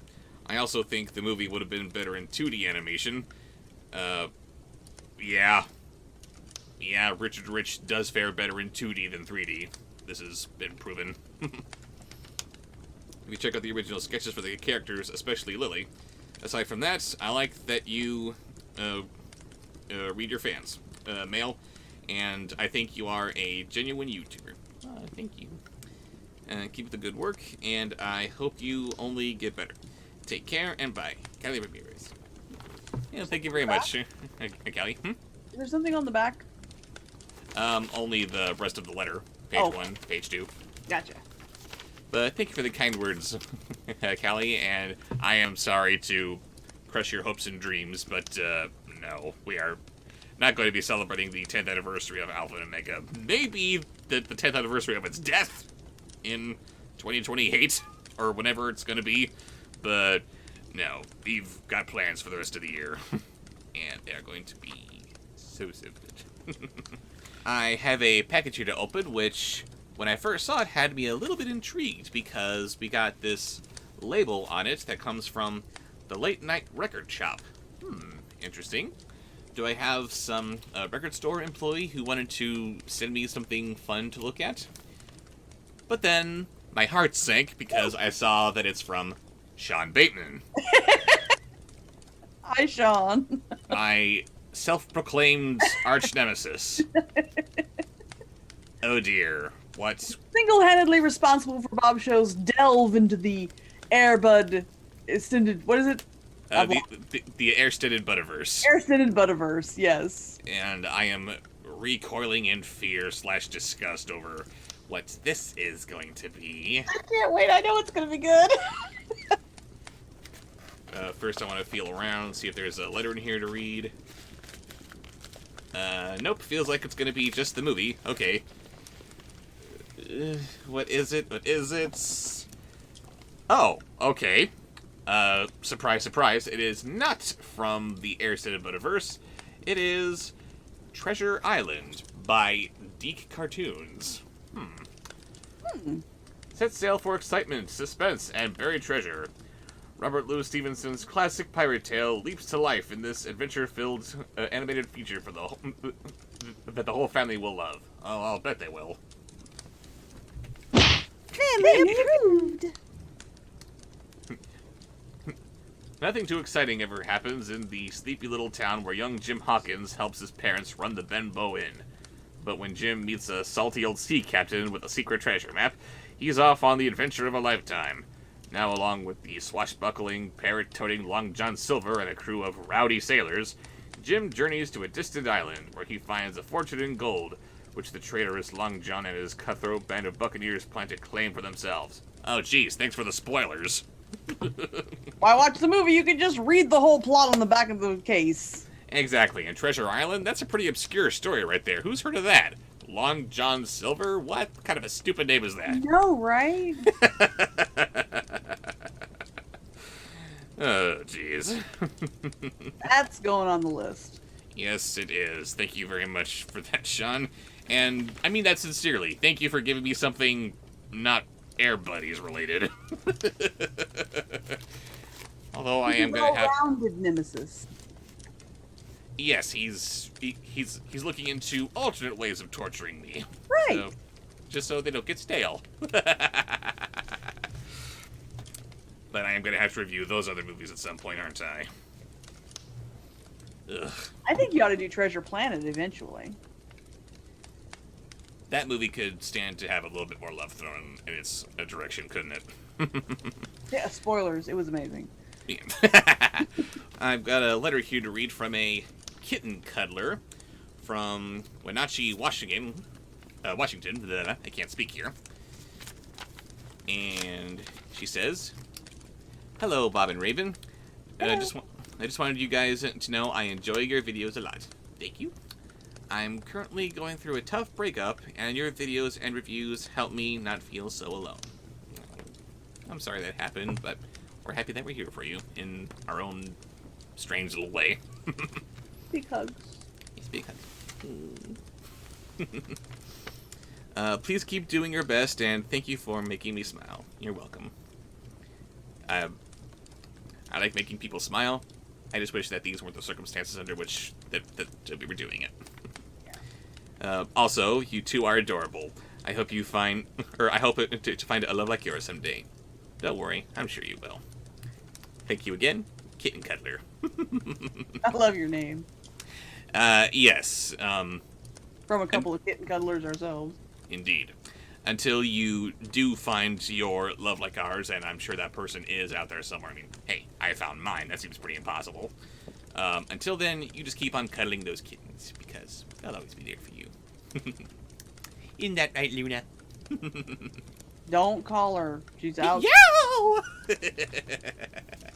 I've got a letter here to read from, I'm probably reading this wrong, it looks like Florika Anderson. And this envelope here is all covered in the Lisa Frank stuff. So, of course, my lady Squeaking like nothing else right now. And we got a little letter here to read. I had the notebook. What was that? I had the Lisa Frank notebooks when I was in school. Look, something pink. Ew. Look, something Lisa They Frank. had other colors. Yes, all the colors. Dear Bob, how's it going? It's going well, thank you. I hope you don't mind me sending this letter using my old Lisa Frank stationery. We do not. I've had it since I was like 11 and couldn't resist using it again. Anyway, have you ever seen Can I see the paper? Oh, yes. Oh, so cute! Have I ever seen the 1983 animated movie, Twice Upon a Time? I have not. It's one of my all-time favorite movies, and I would love it if you could review it sometime. Ooh, getting into dangerous territory here. You want me to review one of your favorite films? Uh-oh, what if I don't like it? Are you gonna hate me if I do? Because a lot of people seem to hate me if I review their favorite anime. Yeah. Anime aside, be sure that when you offer up your most treasured childhood memory in the form of a movie or television show to Bob's show to review, that you keep in mind he may not like it, he may say bad things about it, you cannot take it personally. Otherwise, please don't suggest your favorites. We don't want to hurt your feelings. No. I'm not trying to destroy your childhood, I promise. I'm not trying to ruin your movie watching experience, Raven. That wasn't the point. I remember when I used to just watch movies. You remember? I was so naive. When Starship Troopers was the worst movie you ever saw.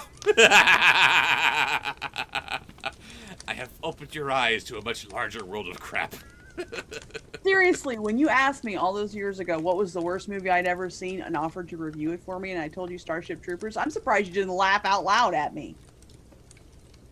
Well, you weren't there to see me. Oh, and that's Precious. She thinks that's the worst thing that there is out there. Oh, boy. Ah, bless your heart.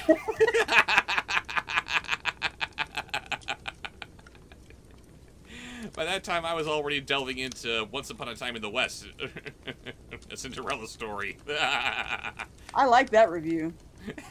Yes, it made for a good review just because the movie was so bad. Like, I don't remember what you said about it. It's just, the hell is this? Cowboy hat in the thumbnail. Mm-hmm. Yes, that's why you love it so much.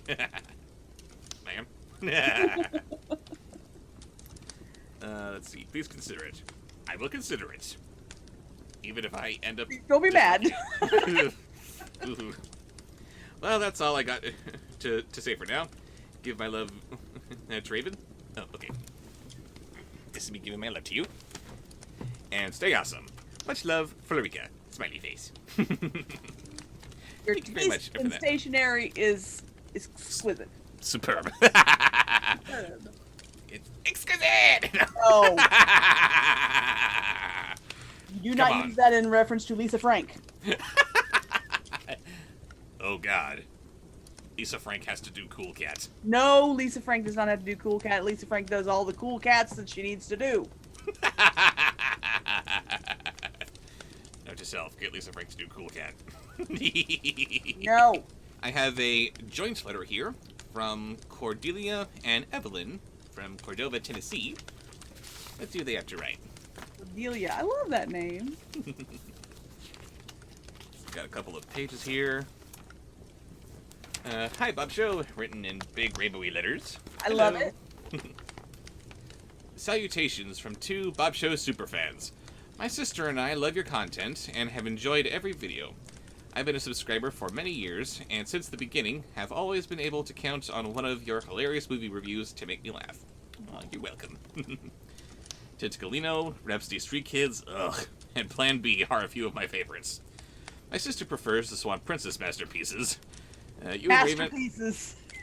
and surprisingly, there are no quotes around that. They're legit in writing that. Calling your reviews of the masterpieces. Ah, gotcha. Thank you. Because the movies themselves were dumpster fires. They were.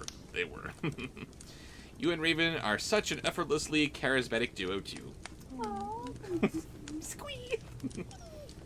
Never stop being the kind, creative, and individualistic people you are. We do, however, have 3 small requests that we like to ask of you. Smiley face. 1, we love your suits. They're sensational. Wow, that's nice. I don't remember seeing it, but my sister swears you once wore a cheetah or leopard print suit jacket. Nope. But I he would if he had one. Oh yes, definitely. I'm just thinking, what might have I been wearing to put that image in her mind? Cheetah or leopard print? I for some reason the first thing that popped into my mind is the Mr. Lover suit. Yeah, maybe. Maybe that's what Maybe. made me think of a leopard or cheetah print. But yeah, that's on the list. He needs one. Definitely. If you really have such a marvelous article, could you please don it on an upcoming video, please? Thanks, or better yet, does the idea of a suits jacket fashion show, wink, show written S-H-E-A-D-X, interest you? Clever girl. Actually, a few months ago, when the quarantine was just getting underway, Oppo Suits threw out a hashtag out there, like suit up at home or something. And I put up a few photos up on Twitter where I was wearing some of my snazzier suits, including the Joker. But he was only doing Oppo suits, so he didn't really have as much of a range, because he has some non-Oppo suits. Yeah. Yeah, I think a suit fashion show would be in order. Especially after you add the other few that you've been trying to do. He has a lot of Joker, he has a lot of Christmas. But you need more variety. Yes, I do. And I somehow gotta find the suits that have been discontinued. I've had my eye on the Harlequin for a while, but that's gone now, so darn. Yeah. But, Darn us being poor. Patreon, anybody? But, Sense. and any opportunity that you have to play a Ken doll with me, right? Exactly. Let's see. 2. Rhapsody Street Kids, as aforementioned, is a timeless classic. It is? Maybe the review. Maybe she's talking about the review. Maybe the review, yes. Every aspect of that blessing is flawless. Review. Your critique of it is actually what introduced us to it. Oh my god, they're talking about the movie itself! We are eternally thankful for the joy that you inadvertently brought us, by the way. Oh, no. No. They're serious. That being stated, we'd like you to help us fix the one flawless in regards to Rhapsody Street Kids is such an exaggeration, it should be considered a cardinal sin. You may remember there being a promotion for a Rhapsody Street Kids Easter special at the end of the movie. I do. Well, it was never made. So sad. Darn it. It does not matter how brief or lackluster the finished product is, but could you write the script/screenplay for the... Uh-oh. Are you there?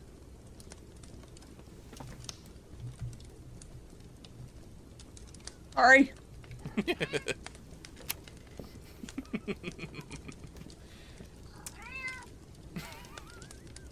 You had to wink out of existence to let the cat in. Hello, Luna. Happy that you could join us. Luna! Come here! Here! Luna! You're interrupting fan mail. Am I Fan mail? Around.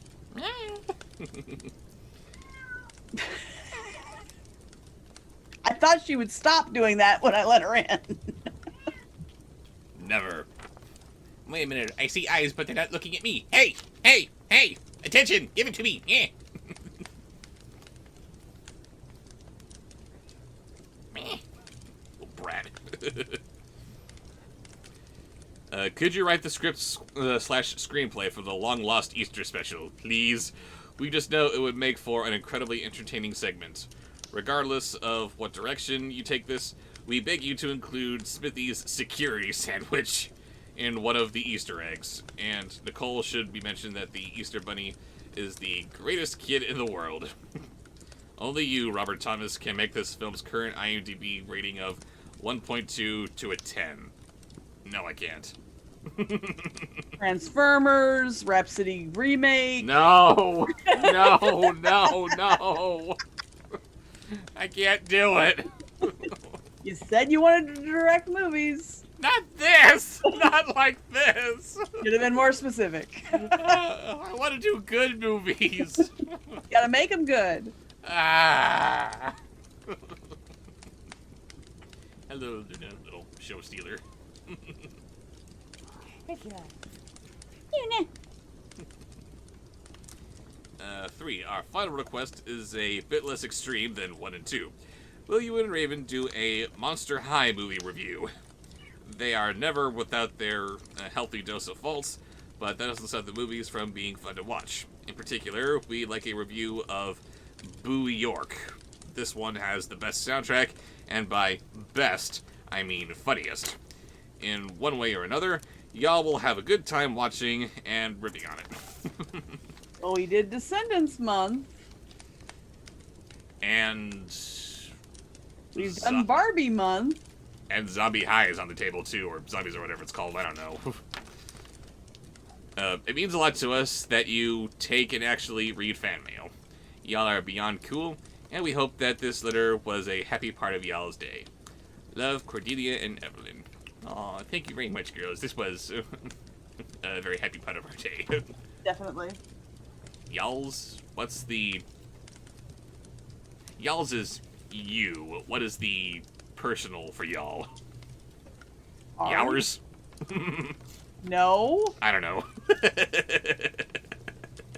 Just ours. Just ours, okay. And I have insulted my southern girlfriend. I am in the doghouse. Yep. Well, thank you very much for that letter, and we will consider the requests within reason. Not doing remake. No, I can't Coming do to it. A Bob show near you. No. I have got a package to open here from Archer Slam Bam, one of my longtime Archer fans. Slam Band? Yes, Archer Slam Band, pardon me, who is forever in band camp. And he says, Dear Bob, Show, and Raven, hi. Hello. Hello. I would just end the letter right there, but it wouldn't be much of a letter if I did. Would it? No, not really. I'm not much of an artist, otherwise I draw things for you guys. Instead, I decided to make this box as eccentric as I possibly could. And boy. The wrapped items were pre-planned, including the nightmare of a movie I once saw. Everything else wasn't. I just wanted to make a good box. Also, Raven, the item with the admittedly poorly drawn mask on it is meant for you. Oh, okay. Got a mask, baby. I hope you guys enjoy this little care package. Cares in quotes, I'm afraid. Yours truly, sincerely, and all that jazz, Archer. P.S. Please forgive my handwriting, as this is a rarity, even for a writer like me. Hey, totally fine. I like the handwritten letters. Sometimes they could be a little bit tricky to read, but it's that personal touch that just makes it all the more fun. Get out of there. And Luna loves going into the closet where I she love knows. working from home. Ah!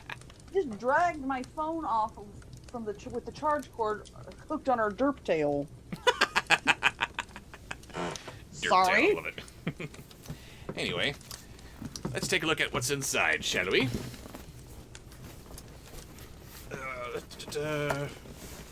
Aha! We have got some comic books here, including Itchy and Scratchy Comics #1. First issue, Carnage Crammed Collector's Item. Nice. Around the World in 80 Pieces is the title of this story. That's going to be fun. And Gwenpool Strikes Back #1. Never understood why... Hello, Luna.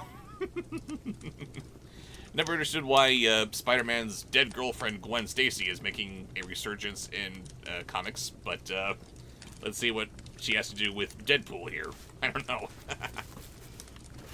And... Ooh, okay. This is one of those random items that he mentioned. We also have a Spawn action figure, and he is completely covered in gold. I got no idea what that's all about. Is this one of those? I don't know what Spawn is. I don't know what Spawn is. It's like the best, most popular character to ever come out of the independent company Image. That explains everything. Thank you. Yeah, I know. It's like the most famous character they've done is still very, very obscure. So, you know, take that for what it is. And saw something else here. What is that? We got some not Lego characters of Dr. Doom and Iron Man.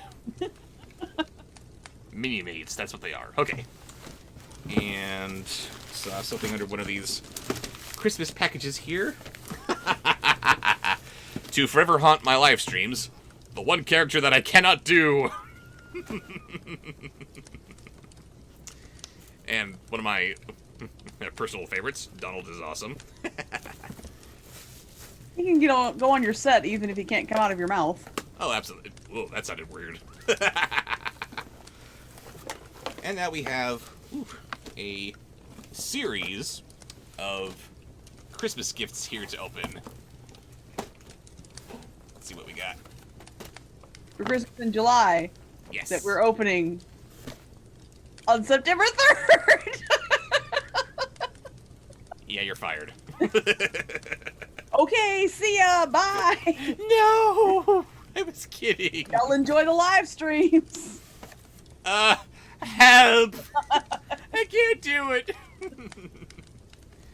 Oh dear, this is gonna be scary. It's What is DVD it? shaped. Ah.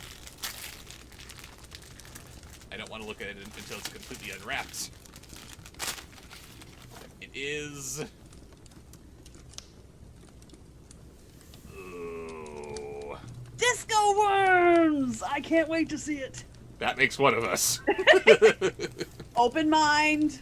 Might be Might be good. good. It's not easy being a lowly earthworm. Gloria and Barry live at the bottom of the food chain. Didn't Edgar Allan Poe make the comment that worms are at the top of the food chain? I don't know. Everything becomes food for worms. True. But one day, an old disco record turns Barry's life upside down, and he decides to make the world's greatest disco band, of course. Gloria joins in on the fun and rises to stardom as a singing sensation. Okay, they have no... Don't justify this. Okay, they have no arms and no rhythm, but earthworms can boogie too. Oh dear. That's gonna hurt. No, you have to keep an open mind. It might be good. Right. Exactly. And we got what feels like some kind of a book in here. What do we got? Feels like it's taped to the... Oh, I think I recognize it. Do you? It is... Nope, I don't. The League of Extraordinary Gentlemen, Black Dossier by Alan Moore. I have actually not read any of the League of Extraordinary Gentlemen. Any, he said, as if he actually knows how much there may or may not be. Is it a series of comics, or is it just the one graphic novel? I don't know. But he'll find out. But thank you. I have actually been meaning to read this, so I would enjoy that. And we are now getting into boxes here. I'm curious as to what... Ah, that's what that was talking about. I saw this little doodle here, like, what is Santa doing with that? Oh, that's the mask. This is for you. Let's go ahead and open this one right now. Okay. Let's see what he has for Raven. as he covered up all of the seams with more tape than necessary. Oh, you said that you drew a mask on it. I thought that that's what it was going to be. It was going to be a mask for you to wear, but no. This is for my warrior princess, Xena. And you don't have any Funko figures, do you? Well, here's the beginning of your collection, baby. Archer? You're still banned, but thank you. Well, of course you're still banned. That's the point. And since this is the same shape as that, I'm going to guess this is also a Funko? What do we have here? It is a Funko, and it is Kling from HR Puffin Stuff. I saw the red and I'm thinking, oh, is it Johnny Depp's Mad Hatter? Kind of looks like him, yeah, but I guess I need to revisit HR Puffin Stuff because I haven't seen that since I was like 6. Oh, okay. I thought maybe it was an anime. I've never heard of it. Oh, it is. It is a fever dream of a show. And we got... That fits. Yes, it does. And we got one last big one here. Let's see what this is all about. Where can I open it? Show me a seam. There it is.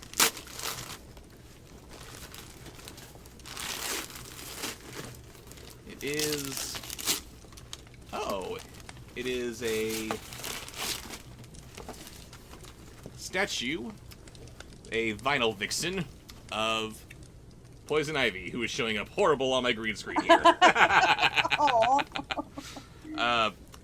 Sorry, you can kind of see that it's a really neat-looking little figure here. Very cute. Yes, I'll have to find space for this lady on my set here somewhere. Don't fall over. Okay, good. Got a Turn whole off little... your green screen for just a second.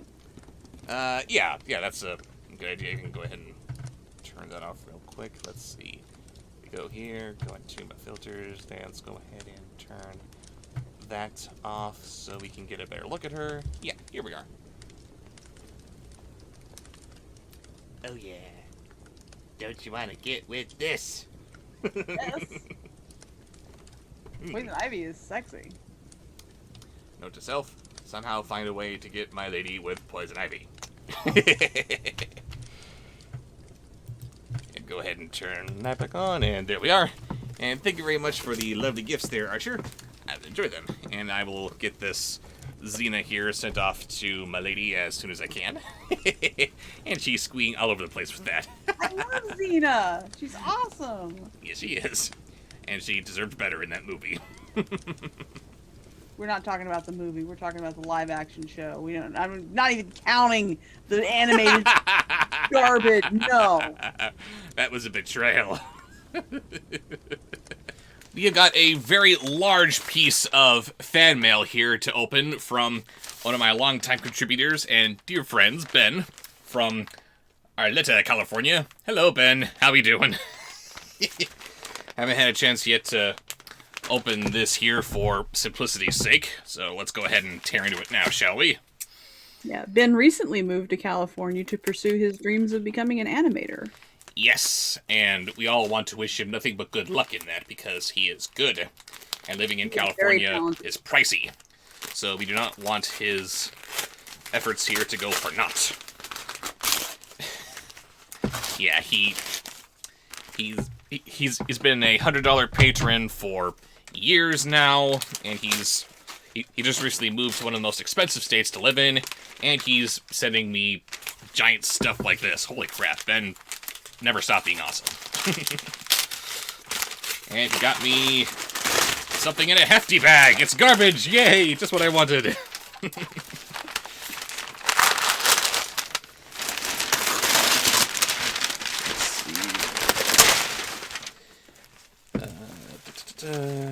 Carefully tearing into this now. And I'm seeing a... I can't wait! Hurry up! I'm sorry! Let's see what it is. And then I see we got a big yellow envelope here. What is this? It feels like it's taped in. Sorry. Just gotta rip this whole package to shreds.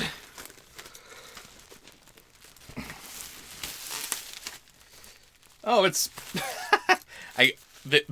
This gift is double bagged for my protection, I suppose.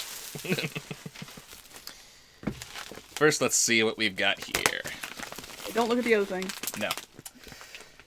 Pretend not to see. It's gonna fall! It's not gonna fall, I got it.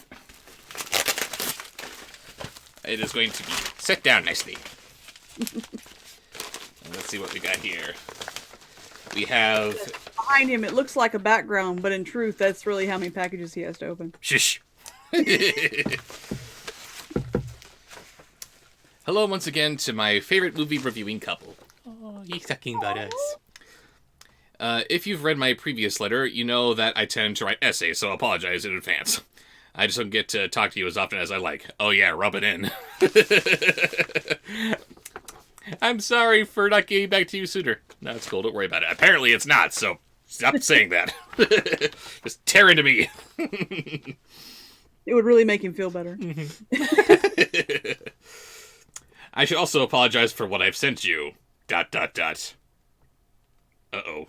What did he send? I don't know. I see that he sent me You mean this time or last time? I assume he's talking about this time, because this time he sent me not only whatever this big box is, but also there's a DVD in here of some kind. Ooh, I'm sure it's going to be good. Ugh. First off, we got a horrifying piece of fan art celebrating my love for a Nime show. Uh-oh. Yay! It was inspired by the oh-so-popular magical girl genre of anime, and a handful of nauseating tropes.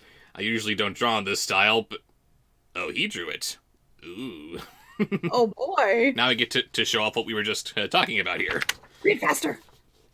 But I think it turned out well. I'm not going to ask if you like it, but if it got a laugh out of you guys, then I say it's mission accomplished. And yes, I did spell a Nime show in Japanese, so it'd be pronounced as you intended. Alright? The text in the heart translates Japanese? roughly to "Sparkle Pretty Magic Reviewers." Then the little bit of the side basically says, "What the hell is this?" There's a second copy too if Raven wants to keep or burn one. There's also another flash drive in there for you. This one's got more music on it, mostly songs from anime. You're welcome! He's trying to convert you. Yes. Ugh. It's not gonna work. I'm sorry, but no! In all honesty, though, the music can stand as its own entity apart from the show, so I do hope there's at least one song here you'll kind of like. I'm not trying to troll you completely. Right. If you liked most of what I sent last time, then these songs should at least be something new and interesting. I tried to include a variety of musical styles, even some stuff from old 70s shows. There are also some pretty iconic theme songs like A Cruel Angel's Thesis and Cha La Head Cha La. I just had a thought. What's that? I wonder if there's going to be an echo because I'm using a speaker. No. There won't be. Because... You're using headphones. Okay. Yeah. It's okay. These are mostly Japanese, though there are a handful of instruments and English tracks. Or instrumentals and English tracks, pardon me. There's also one song in Latin, and a few that are made up gibberish. The tunes can be pretty catchy, even if you don't understand the lyrics. In that sense, I guess they're functionally instrumentals. Honestly, even if you could understand the lyrics, a lot of the songs don't make any sense unless you know the shows. Like South Park's famous Let's Fighting Love, I suppose. I translated whatever titles I could. I organized them so you can tell which anime it was from by the album. Do with these what you please. I also included the soundtrack from the hilarious cheesy live-action Japanese show Teiyu Sentai Sun Vulcan. Ben, I love you, but don't! This is clearly stuff that you enjoy. Don't send me stuff you enjoy. Give up on him. What? Seriously, just give up on him. There's no hope. It's not gonna work. And some new tracks from OC Remix, all the battle themes from the game Fire Emblem 3 Houses, and my favorite tunes from the show Phineas and Ferb. As far as I know, you haven't seen Phineas and Ferb. You are correct, sir.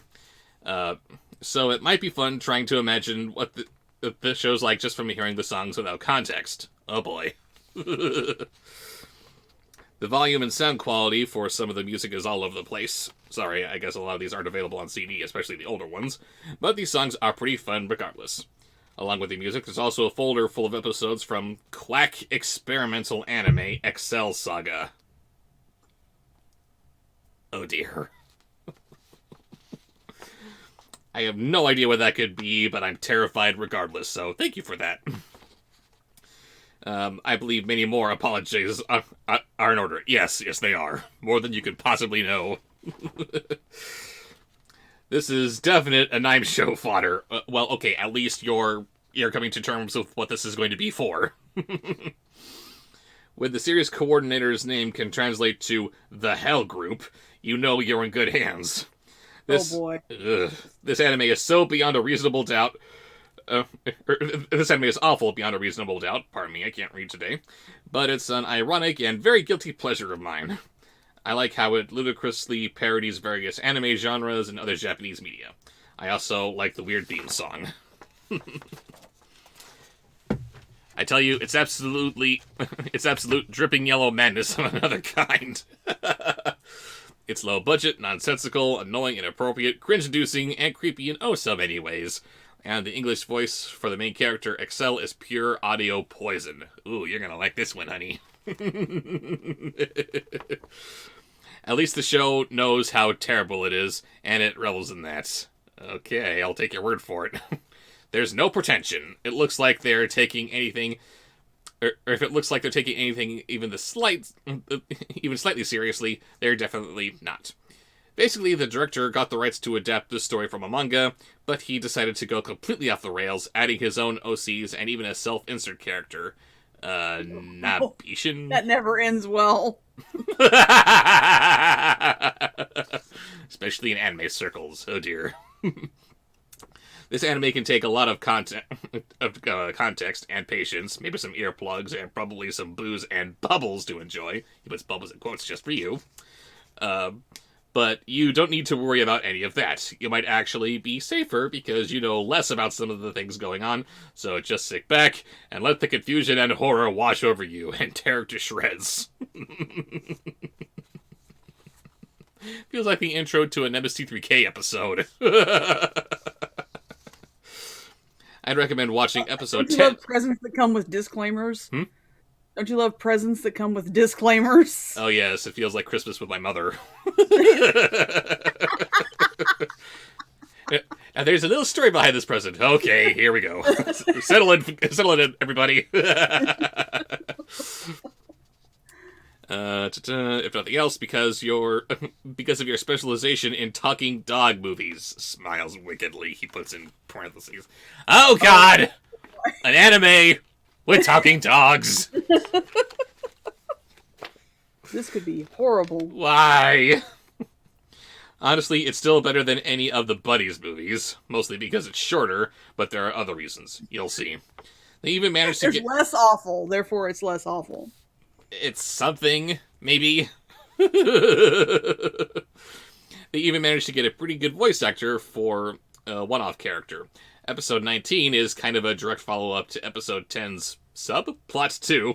Yes, sub with a question mark at the end of it. So I'd recommend that too. I would have sent you the DVD, but I don't want to be put on a watch list for ordering online. Plus, there's the matter of the DVD exclusive Episode 26, the title of which translates to Too Much, which for this show is a big red flag. On a watch list? This movie can get you put on a watch list? What did he send you? I don't think it's that kind of watch list. At least I hope not. If you shouldn't open it. Japan? No. Bad Japan? No. The watch list with something that has to do with talking dogs.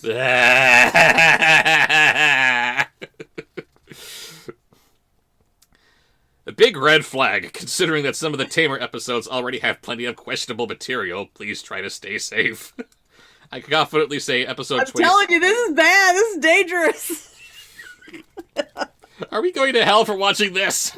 I think we might. I can confidently say that episode 26 isn't appropriate for your channel, so I didn't include it on the flash drive. Enjoy! Just the whole episode. Yes. I also sent a special DVD, don't be scared now, as a kind of palate cleanser maybe it's still not anime, so actually wrote shrug in there. It's Megalobox, a 13-episode anime series which I enjoyed quite a lot, which is surprising because it's about boxing, which previously I couldn't have cared about less. But hey, just because I like it doesn't mean you can't riff on it to your heart's content. Thank you. Those are the only those are the only animes that I will accept. Here, I like this, but if you want to rip on it, it's okay. Good, because I'm gonna. And having us do series for a Nime show, it's hard. I mean, we had so much material for the first episode of Beastars. What is this? What was it?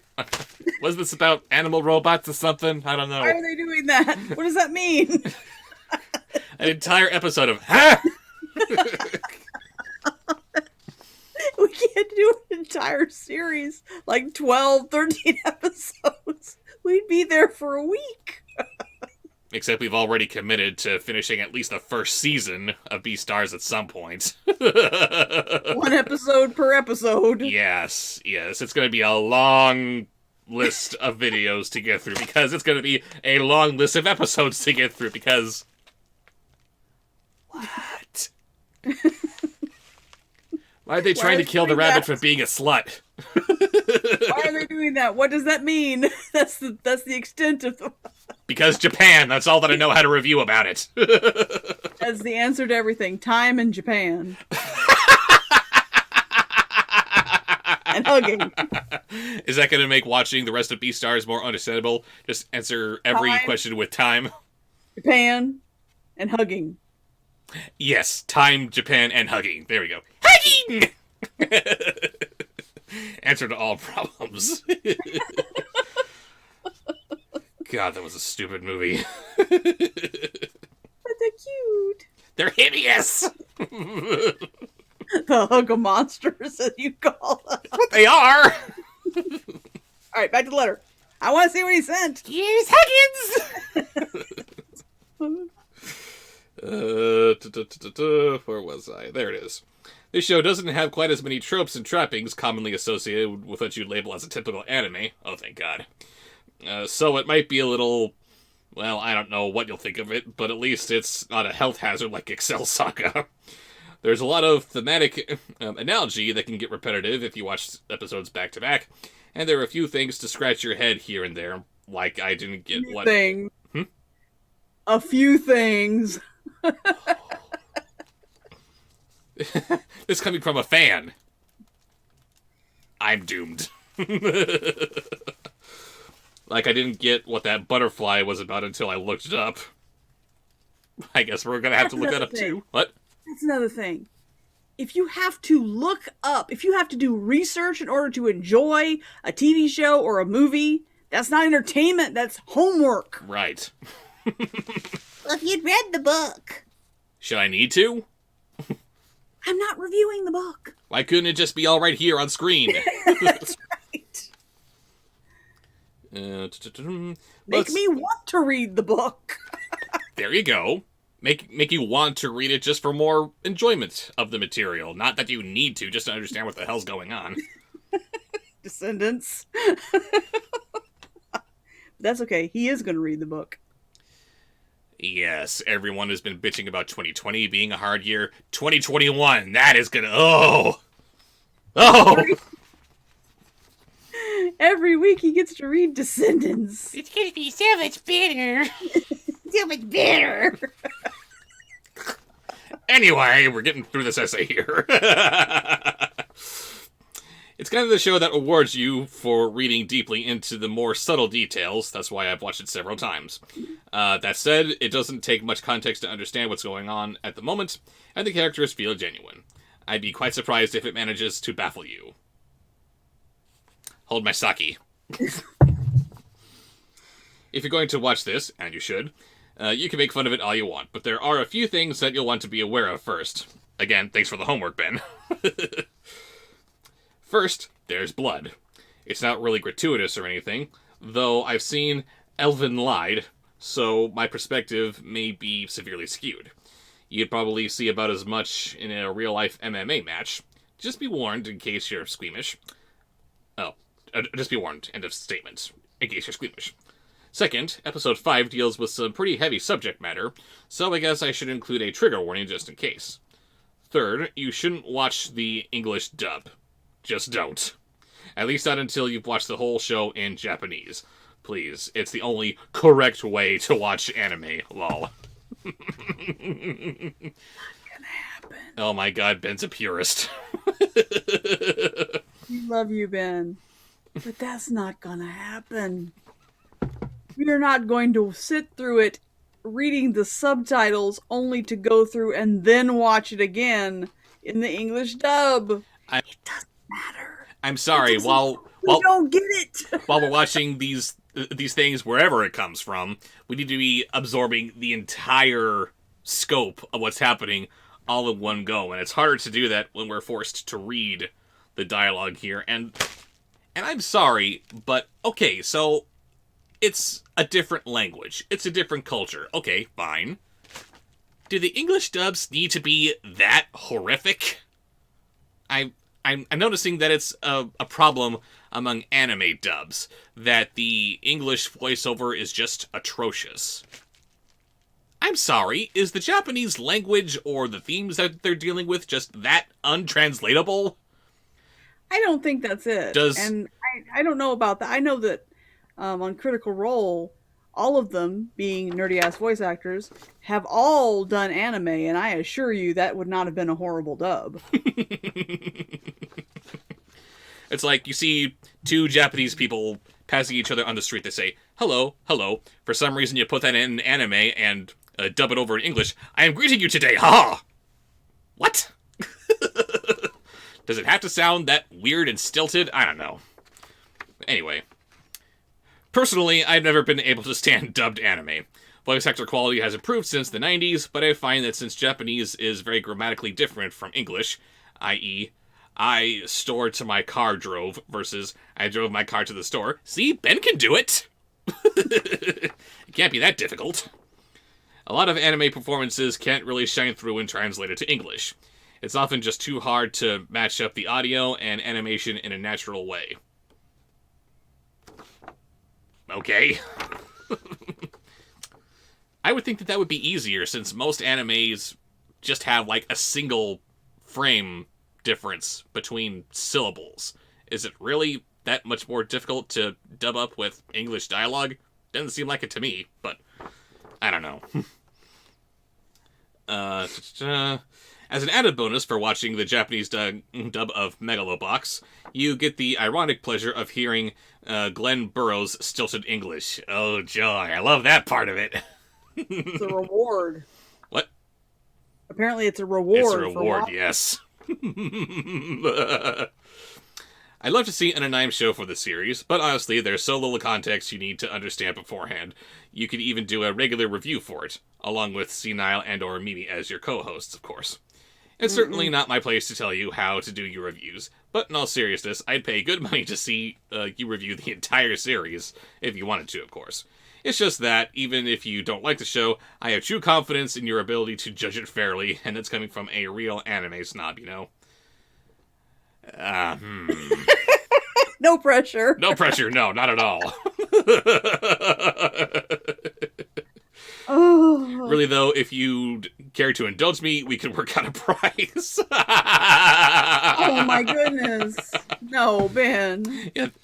Hey, but there's an idea here. There's pledging to my Patreon for X amount of money for whatever months you feel like you need to. But hey, commissioned reviews, here you go. No. You ain't got that kind of time. Or that kind of inclination. Here's $100. Pick and a review of my favorite anime. Oh dear. I'm in trouble.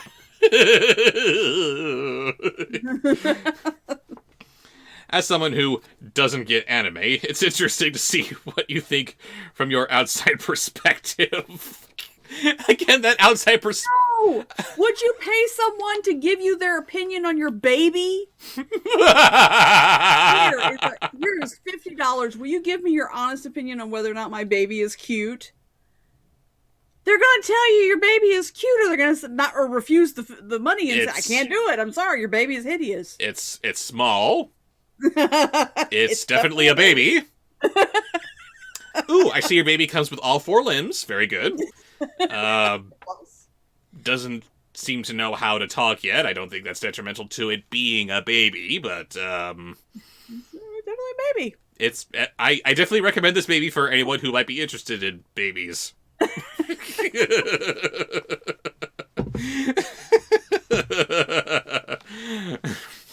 And again, my outside perspective is this. Huh? What am I looking at here? We appreciate your vote of confidence, Ben, but I assure you it's not going to be what you're hoping. No. Even if your expectations are quite low. I'm sorry, but I'm not gonna be DJ Razor reviewing Tentacleino here.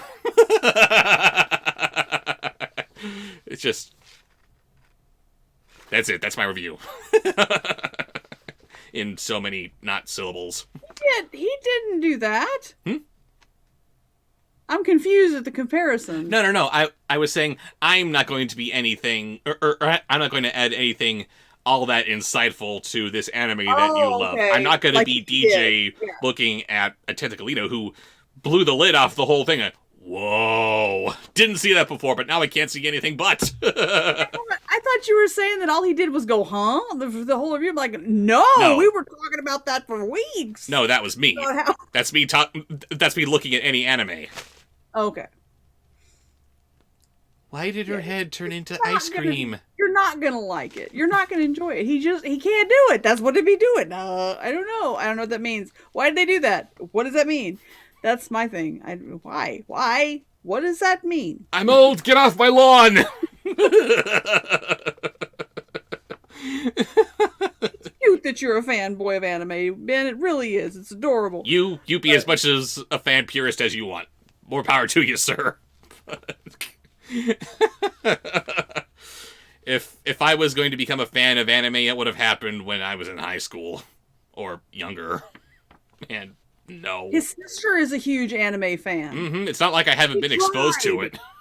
She tried.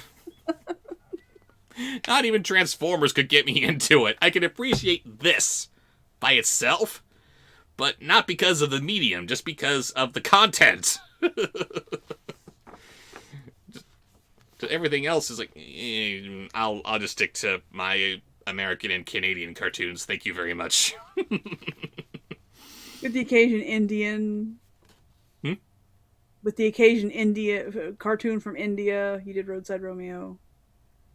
Oh no, sorry. I'm just talking about Transformers properties. Either keep it American or Canadian. I'm good.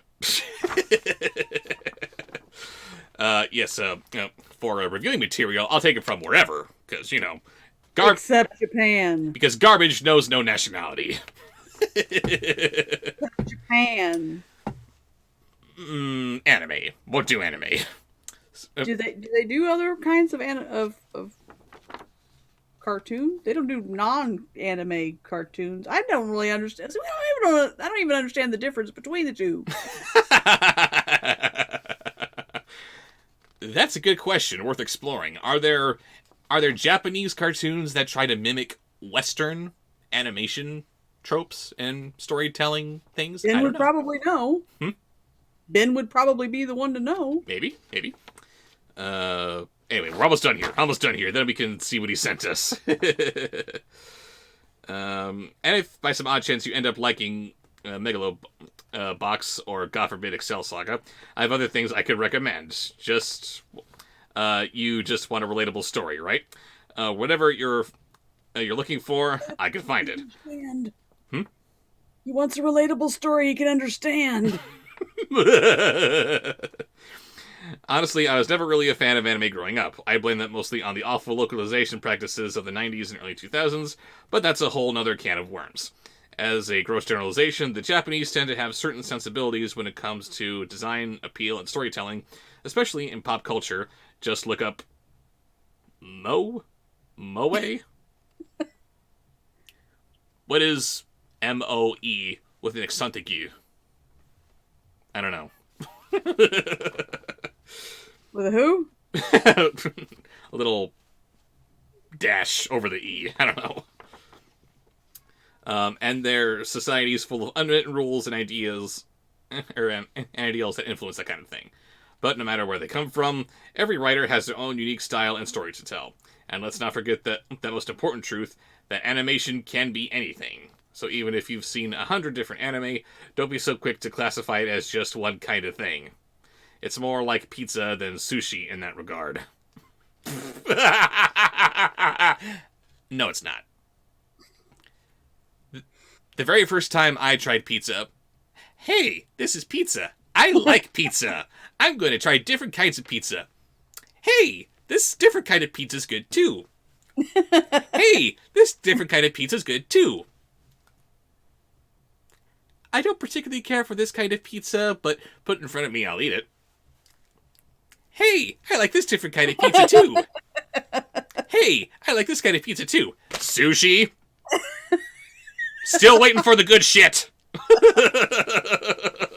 can't find the right sushi place. Everyone has been wrong. How is that statistically possible? Before I became a vegetarian, loved sushi. So, I don't understand what's wrong with him. I'm looking for good vegetarian sushi recipes. And that's just as difficult, I'm sure. This conversation is making me hungry. Hurry up. Sorry. I'm sure there are plenty of people who are indignant just because they don't like what they like, but I guess anime fans like me like to pester you with this kind of stuff because, like I said in my previous letter, when you really like something, you want to share it with your friends. Aww. Thank you, Ben. I didn't feel bad enough. No! Yes, thank you, Ben. I've tried your green eggs and ham. Now leave me alone. Tell me your opinion of my baby. It's a baby. Good for you. Enjoy your baby. Go. It's nice that you have a baby. Very good that you have a baby. Enjoy your baby. So even if they're not to your liking, I wanted to share some things that made me happy, hoping you might at least get something positive out of it. I mean, I don't know about Excel Saga, but all this wording about Excel Saga, what? If you're warning me about this, then what hope do you think I could possibly have? Ben's an optimist. I guess. As much as we love to watch Bob Show suffer through horrendous movies, your true fans really do want to see you smile. Take it easy, you guys. Ben. Thank you, Ben. First things first, we've got that flash drive he was talking about, which is full of all kinds of anime music. And let's see. I didn't realize this was on Netflix, but having a physical copy is always best. Yes, especially since we can't see things on Netflix anymore, can we? Well, I mean, you have to explain that now. I can't explain it. Somewhere along the lines, really recently... Skype and other video sharing programs no longer allow you to share Netflix and Hulu and Amazon Prime and all of the videos except YouTube. Yeah, because that's what you want when we're in the middle of a pandemic and nobody can actually get together and watch things. Boo. Just remember to avoid watching the English dub. I saw a little bit of episode 2 in English, and it made me feel ashamed of loving this show. Japanese with subtitles is the way to go. Also, don't bother reading the back of the DVD case. Well, now I gotta! Come on, man! A little bit of Joe Biden there for you. What? Your hair looks green. Yes, my green screen is weird. Reading the back now, because you told me not to, and now I'm morbidly curious now to see what it's all about. Bored, resigned, and unfulfilled, a young man with neither name nor past survives by fighting in underground matches of a sport called Megalobox, a form of boxing that utilizes powered exoskeletons. Okay. Calling himself Junk.Dog, he feels trapped in a world of crime, poverty, and ecological collapse. All that changes when he has a chance to encounter with Yuri. Okay. Which, over in America, is just a name, but in Japan, that's lesbian hentai. The reigning king of Megalobox. Lesbian hentai is a king now. Good to know. Now obsessed with proving himself, Junk Dog becomes a man driven to do whatever it takes to fight his way to the top of the rankings and take on the champion. Okay, aside from the fact that lesbian hentai is apparently a dude, what's so shocking about this? I told you not to read it. What? I told you not to read it. Yeah, but why? It's just... Okay. Weird, and how not weird it is. Open the thing! I'm opening the thing. We're gonna see what this is all about now. Ben, you put it in front of my face. What? You put it in front of my face. Let's see here. Very carefully cut it open, and there goes my fingertip.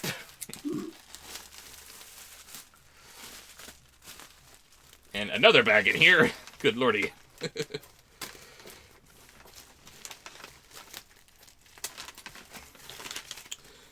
see what we got.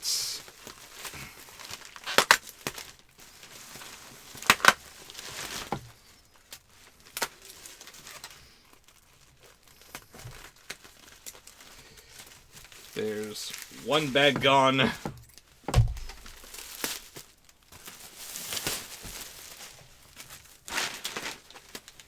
Oh.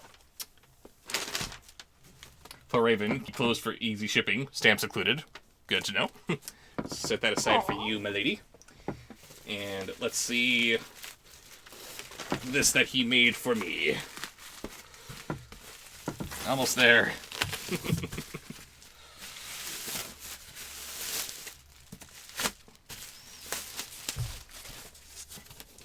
Best way to open this is from this side, I think. There we go. God, you're bad at this. Hurry up. Oh, God. Ah, there it goes. Sorry. Marvelous. Bob Show figures out how to open a package. Da da da! A Nime Show! That is so cool! Okay, so I guess we've got a decent thumbnail to go for all of our Nime shows now. Sparkle lovely reviewers. I love it! This is ridiculous. Do you have ponytails? Yes, I have a couple of pigtails coming out of Senile's balding head, and Mimi Fox is not a fox, she is a kitsune. I approve. Yeah, Senile is looking hot. And autographed by Ben. Thank you. This is going to be a rare collector's item someday, I'm sure. Thank you. And now I gotta figure out where I gotta hang it. Because, yes, this is definitely hanging material here. Thank you, Ben. Put it back in the cardboard so it doesn't get messed up. Yes. Let's go ahead and...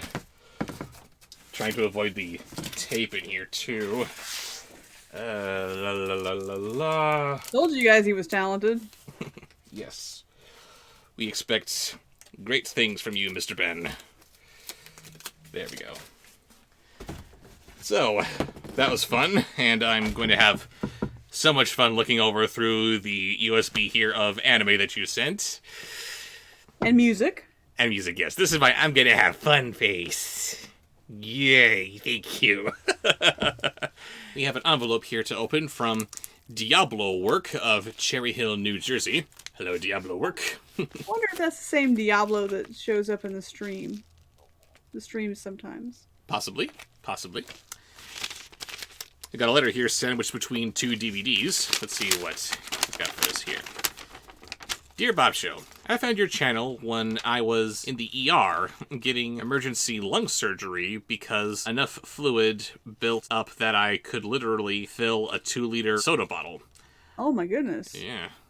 I hope you enjoy the 3 movies and book I sent you during my stay. The first review I watched on your channel was Tentaclino. Ah, yes, always a good one to start out with. Classic. My real name is Caleb Work. Hello, Caleb.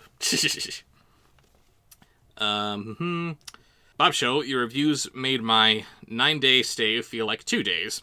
Thanks for the laughs, and must be a Bob Show. Ta-da! There we go. Thank you very much for that, Caleb.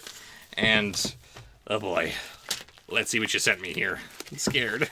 You probably should be.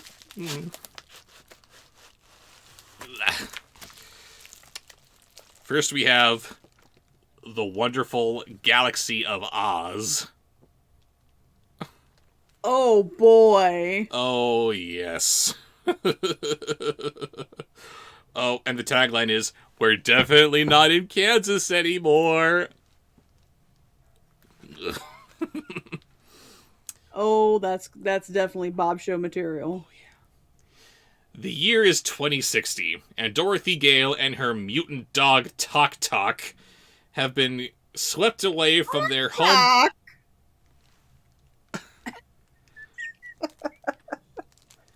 And Dorothy Gale and her mutant dog Tok Tok have just been swept away from their home planet of New Kansas.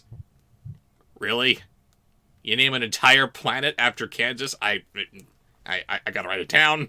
I cannot review the movie here.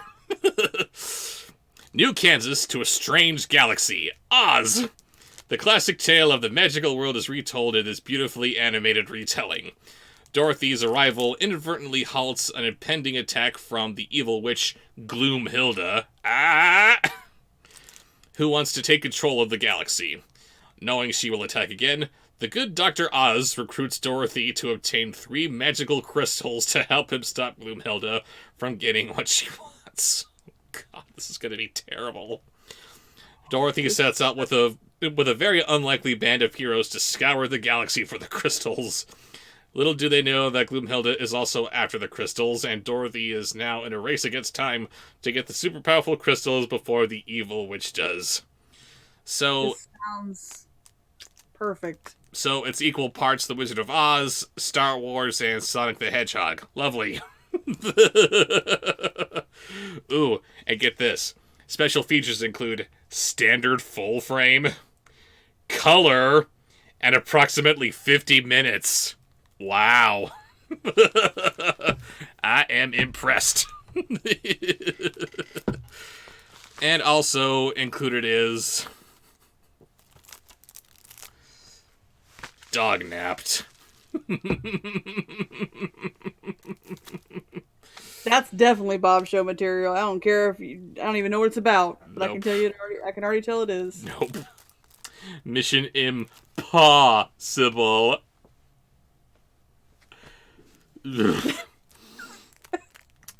When the neighborhood's beloved dogs are stolen by a comic book inspired villain with an evil plan, it's up to 8 brave and adventurous kids to set out on a mission to rescue their furry friends. Turning their natural talents into superhero strengths, the mischievous gang sets off to thwart the crime of the century. Must have been a slow century. But can they save the day before it's too late? I bet they can! Only thing missing from this DVD cover is the family approved logo. And a talking monkey. You take that back. Never. I'm seeing only 2 movies in here, so hopefully you only meant to write 2, but wrote 3 by accident. I'd hate to think that one of these movies went missing here. Sorry about that. I don't think it could go missing out of a closed-up package. I don't know, but Anyway, thank you so much for that, and we're so happy that we're able to bring just a little bit of levity into a very difficult time that you're going through right now. And I'm glad you're feeling well enough to actually write us. So thank you for that. And by the time you feel this, you see this, you'll probably have fully recovered.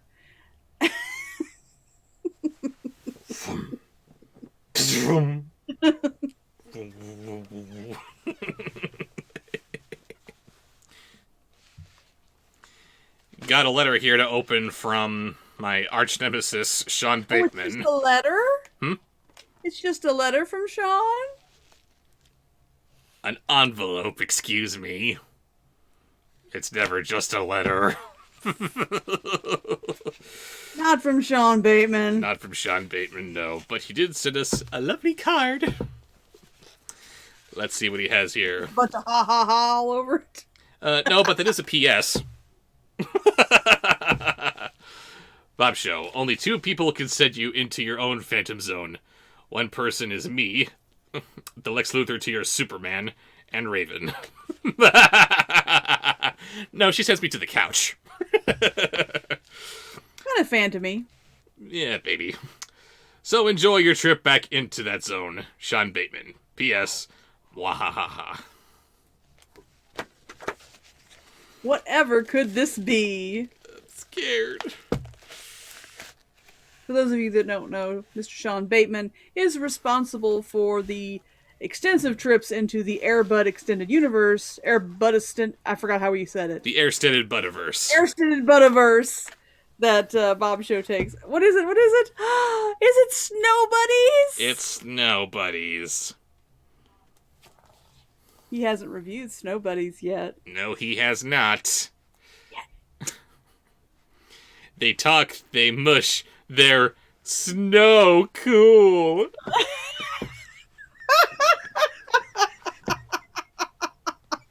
Oh no. Oh no. It's all coming back. Disney's adorable talking puppies are back. And this time they venture to the frosty Arctic to team up with the new friends in a thrilling dog sled race across Alaska. When the going gets tough, the daring dogs have to band together with their new friends, Talon and Shasta, and muster up the courage to face the fur-raising challenges ahead. But will they have what it takes to win the race and find the... Yes! I bet they will! Not only because it's a stupid kids movie, of course they're gonna be fine, but we already saw everything that came after this, of course they're gonna be fine, there's no point! Oh, there's a point. To see you suffer. Haven't you seen me suffer enough? Was the rest of the Air Budiverse? No. Still more to do. Still more to do. Always more to do. Are they still putting out Buddies movies? No, they stopped after Super Buddies. Join the Buddies for more fun. More? That implies there was some in the first place. Maybe renewed interest will help kick the franchise back off. No! Reboot! No! No! Disney, you have my permission. Keep rebooting all your classic animations and all that stuff. No! Leave this dead. Reboot. Maybe the opposite. Instead of it becoming an live action, since it's already live action, maybe they could do an animated version. They should have been doing that from the beginning. Disney has a long history of live action films that tanked because nobody cares. People see Disney on the title screen. They want to see some of their groundbreaking animation. That's what they were known for. Well, the live-action movies, nobody cares! You care. Not really, no. You care deeply. You care deeply. Yes, I care. Your job to care.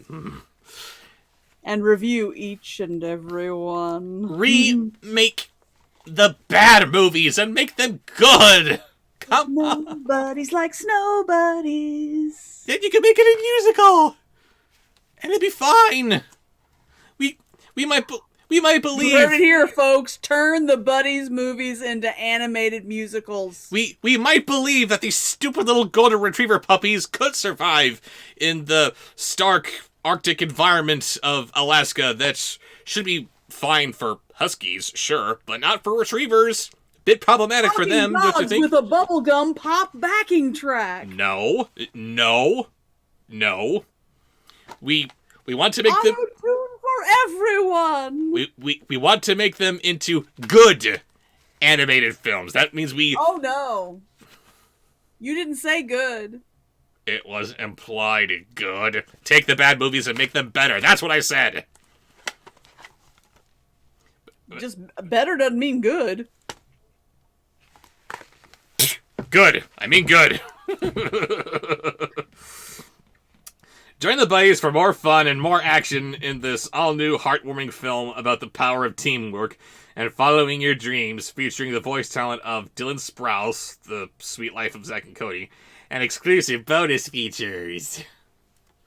Is it in color? Yes, it's in color.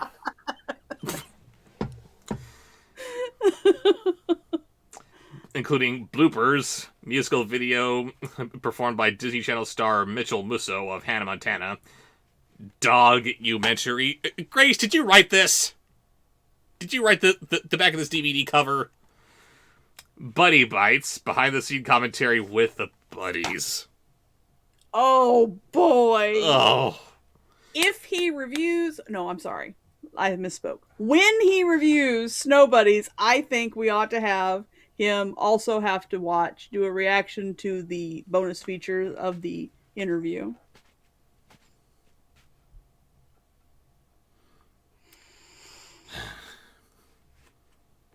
I hate you so very, very much. Back me up, guys. I can hear them all clamoring away at the keyboards now. Yes, do that. That'd be awesome. Do it. Ugh. I hate you. I hate all of you. And I especially hate you, Sean, for sending me this dreck, but thank you so much regardless. We've got a letter here from Ramsey Aly to open, along with what feels like a DVD inside. Fun. Where are they from? Where are they from? I'm sorry, I neglected to mention that Ramsey Aly comes from Bethesda, Maryland, I think. Bethesda, okay, thank you. I don't know how to read.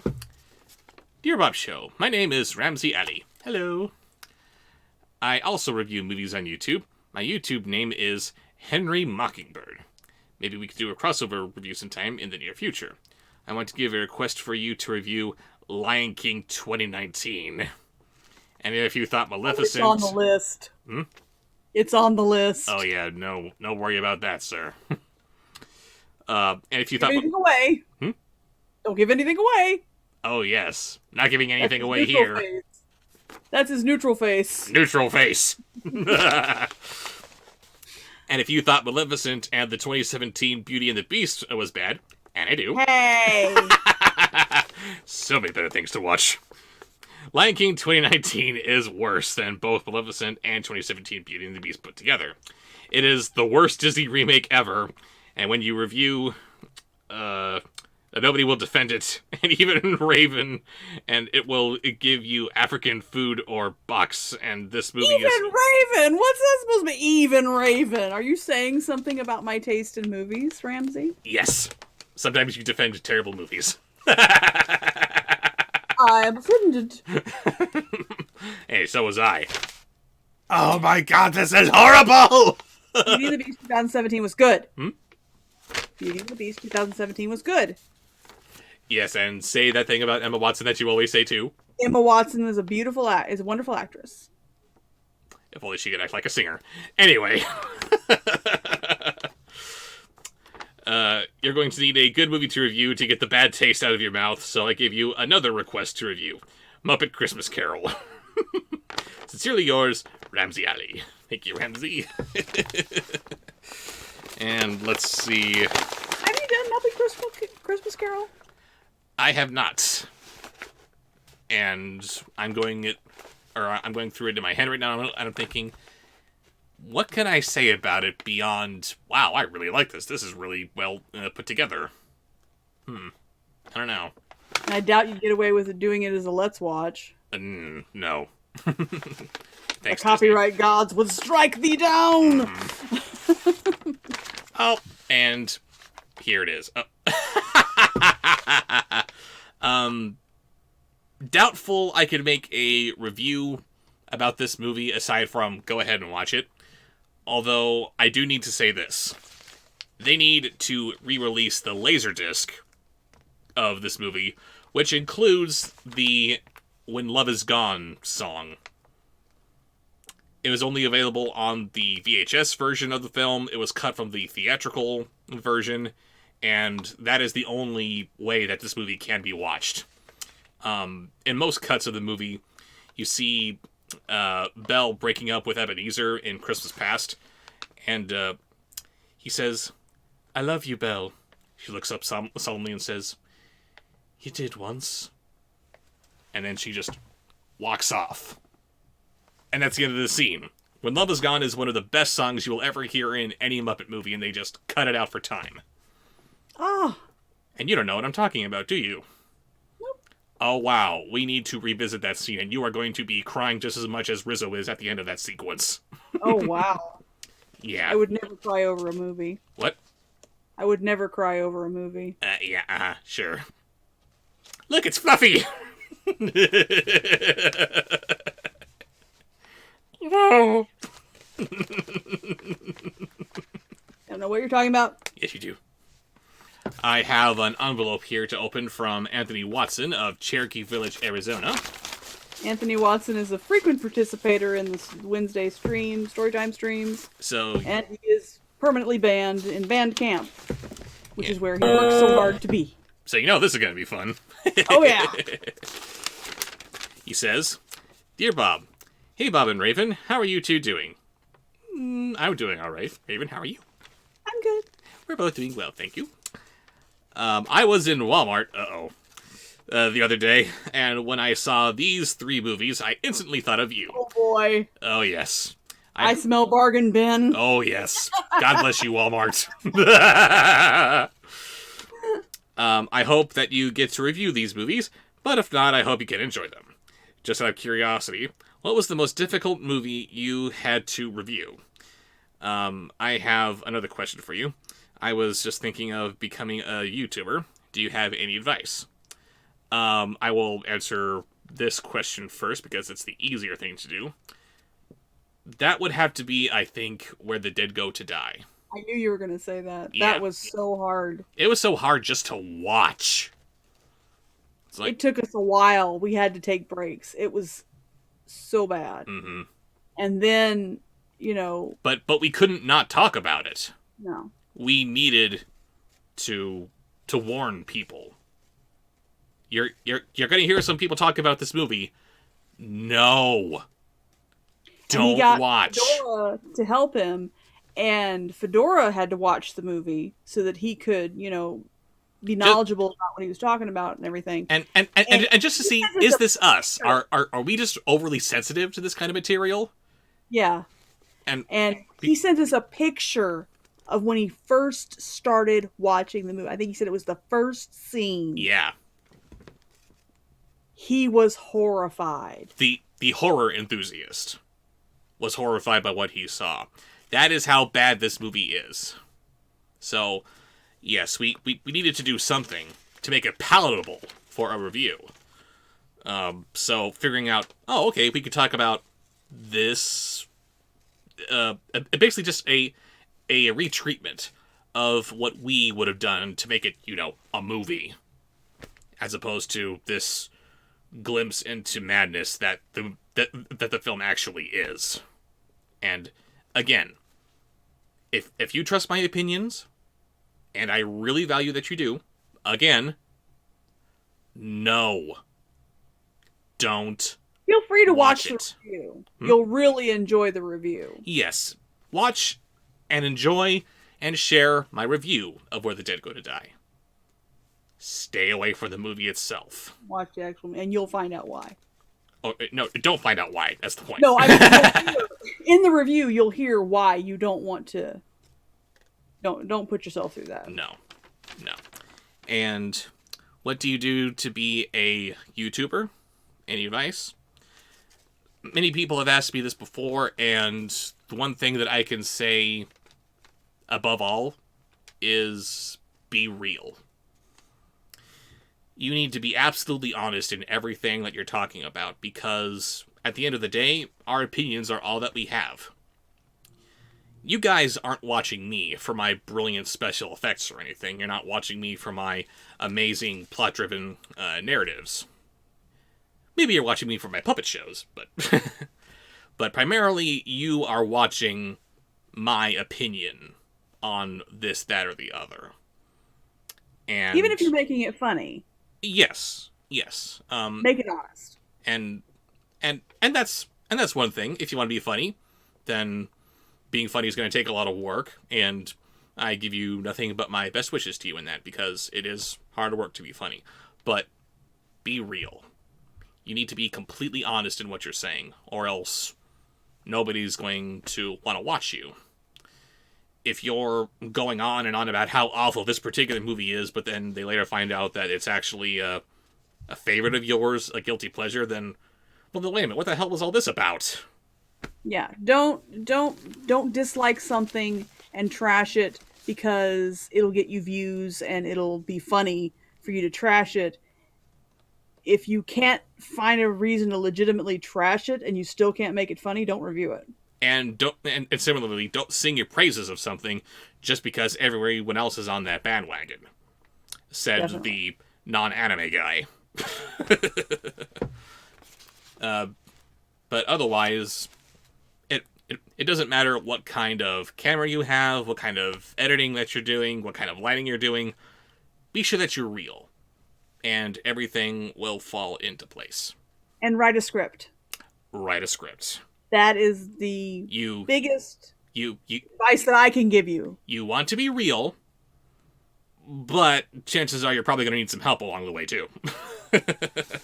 And if you want a full-fledged script like I often write, if you just want a handful of talking points that you want to get across, then go ahead and do that, too.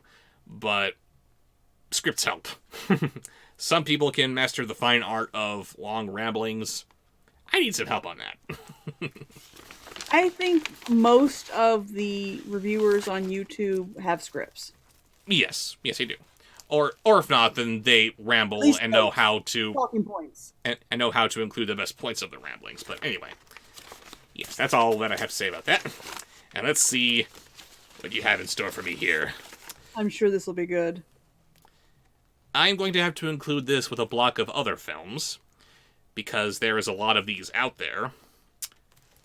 Tom and Jerry's Giant Adventure. Oh boy. Which is bleeding through the reality of the green screen here behind me. Fee-fi-fo-fum, Tom and Jerry are on the run. In this all-new movie, Tom and Jerry are among the last animals living in Storybook Town, a fairy tale-inspired theme park where dreams come true if you believe, it says in quotes. Young Jack is desperate to save the park from the hands of a greedy billionaire, set out with his loyal cat and mouse friends to sell his prize cow for some magic beans? What follows is a journey up a beanstalk to a magical land ruled by a massively mean and hungry giant, and, and home to fun, fabled fellows like Droopy, Spike, and even a golden goose. Will Tom and Jerry put an end to their furry feud long enough to save Storybook Town? No. It is never ending. You don't need to wish upon a star. Join Tom and Jerry on their amazing adventure to find out. Oh boy. So that's definitely Bob Show material. Oh yeah. And with so many other Tom and Jerry films out there on the market, I might have to sit on that one until we can review more of these kind of films at once. We also have a double feature of Stuart Little and Stuart Little 2. I have not seen these movies. I've not read the books. If I'm reviewing these, I'm going into them completely blind. I, on the other hand, have seen Stuart Little, the original movie, but this was before I started reviewing or participating in Bob Show's reviews, and I probably naively thought it was kind of cute. It's probably awful. It's probably the worst thing ever. Doesn't stop you from enjoying the Hug-a-Bunch. I like the Hug-a-Bunch movie because of the Huggas. Huggy! They're adorable. They're creepy. He's clever, enthusiastic, a can-do guy with attitude, and he's a mouse. From Rob Minkoff, co-director of The Lion King and director of The Haunted Mansion. That's why he's close to my heart in particular. Comes the comedy classic adventure Stuart Little, based on the classic book by beloved author E.B. White. Oh, didn't know that. That has been entertaining families for over 50 years, combining live action with groundbreaking visual effects by the artists and innovators at Sony Pictures Imageworks. It's the story of a mouse adopted by the Littles, a human family, as Stuart embarks on adventures with a variety of characters, including his nemesis, Snowbell the cat, he learns the true meaning of family, loyalty, and friendship. Don't they always? Probably has a big heart. Oh yeah, very big heart. Stuart Little is back in a heartwarming comic tale of action-packed adventure, featuring all your favorite characters from the first movie, along with some new ones. Plus even more incredible visual effects, Stuart Little 2 goes where no mouse has gone before. Space? The final frontier. 2 thumbs up, says Ebert and Roper. Well, alright, at least it's got that going for it. And finally, in this DVD triple pack, we have Scooby-Doo, Monsters Unleashed. And look, baby, it's Matthew Lillard. It's your guy. Fun for the whole family. I loved it. I really liked that movie. I'm sure you'll give it a good review. A good, honest review. Jinkies, they're the most... Jinkies! Monsters ever... They're the most monsters ever gathered. Mix those creepazoids with Scooby-Doo and the rest of the Mystery Incorporated gang, and you have the recipe for family fun. A masked villain... Really? Wreaks mayhem in the city of Coolsville with a monster machine that creates real-life versions of Mystery Inc.'s former foes, like the 10,000-volt ghost, the cotton candy glob, the Skelemen, and the pterodactyl ghost. Fred, Daphne, Shaggy, Velma, and Scooby-Doo launch an investigation into the monster outbreak that leaves Shaggy and Scooby questioning their roles in Mystery Inc., eager to prove their detective skills. The ever-ravenous duo come... ravenous, because they got the munchies. Because they're high. Anyway. No argument from me. Shaggy is a stoner icon. Yes, he is. The ever-ravenous duo comes up with a secret plan to solve the mystery all by themselves. Can the gang unravel their most challenging case? Seth Green, Alicia Silverstone, and Peter Boyhole join the cast for some zoinked-out monster madness. Really good. I'm sure he'll like that one. Oh boy. Thank you, Anthony. I'm just gonna put myself there beforehand. We all know it's... Hey, you're supposed to be objective. We all know where it's going. Thank you very much for that, Anthony. I have an Amazon package here to open from one John Robledo. Hopefully I'm saying that right. Sorry if I'm not. A long time back, I suggested this story for a review. Whether you choose to do so or not is up to you, but I thought it would be a nice gift, or at least something for you to mock/critique. From John Robledo. And thank you so much, John. Let's see what we got here. Oop. We got a couple other little things in here to read. This is an interesting piece of obscure media that I thought you might enjoy, or at least have fun mocking. It's basically the story of Dr. Seuss, told by his characters, features an all-star cast. In search of Dr. Seuss, Dr. Seuss's unforgettable characters tell their creator's amazing story. Da-da-da!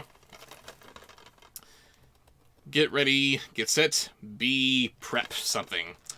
Got this tag here covering it, hang on. There it is. Be prepared to go. Where you'll end up, no one will know. Take off with a reporter, Kathy Najimy, in search of the real Dr. Seuss, aka Ted Geisel.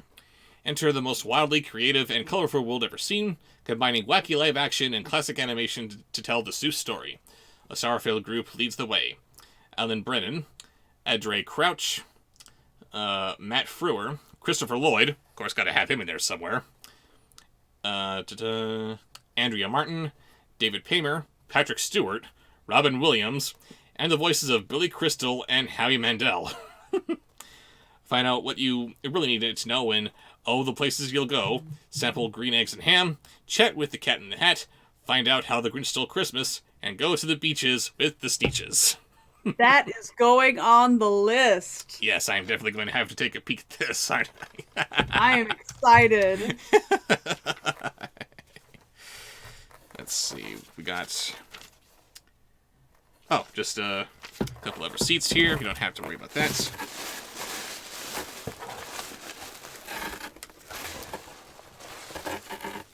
And the story that he wanted me to review was a crossover between Batman and the Shadow. The Murder Geniuses. Let's see. 2 unstoppable vigilantes, 1 immortal killer, no second chances. As Gotham City's guardian, Batman has investigated nearly every kind of murder, but he's never seen a homicide as strange as this. The death of Lamont Cranston, an Arkham Asylum employee, leads the Dark Knight detective to an impossible conclusion. The crime was committed by a man also named Lamont Cranston, who died more than 50 years ago, a man better known as the Shadow. So, the Shadow in the past murdered himself in the future. Weird. The Shadow is definitely alive and kicking, however, and once Batman picks up his trail, he will stop at nothing to bring him to justice. But it soon becomes clear that the Hunter and his quarry are both entangled in a much larger web of evil, a conspiracy that threatens everything they have sworn to protect. Now, Batman and the Shadow must put aside their differences to stop a terrifying new foe called the Stag, who has set his sights first on Gotham, and then the world! And this merciless monster has a partner of his own, the Clown Prince of Crime himself, the Joker! Can the Shadow and the Bat stop this unholy alliance? Or, sorry, I'm reading this in the wrong voice here. Can the Shadow and the Bat stop this unholy alliance? Or will these two brilliant crime fighters fall victim to the twisted genius of their arch nemesis? Join us next time. Same Bat time, same Shadow channel. Da-da-da-da-dun-da-da-da-dun. You're such a dork. Oh, shut up. You love it. Yeah, a little bit. I've got a package here from Dan Cruz. And it looks as though he has sent me some more of his artwork here. Dan Cruz is home cruise on the YouTube. On the YouTube. On the YouTubes. On the YouTubes. And he often attends the streams and is a lot of fun. Mm-hmm. Looks like you sent us a comic strip featuring Cool Cat, Butch the Bully, and Mama Cat. I'll have to take a peek at this later.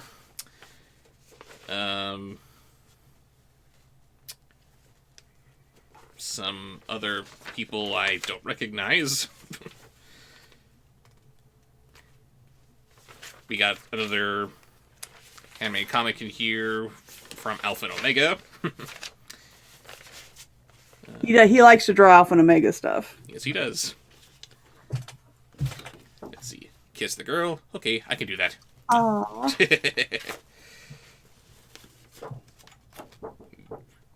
Tangled. Oh, it's okay. Although it looks she's a ghost.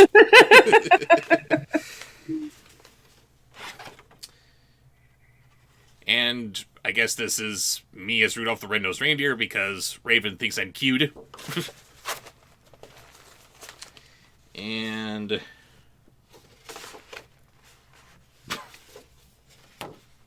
Spider Bob, I guess? Spider Bob, Spider Bob.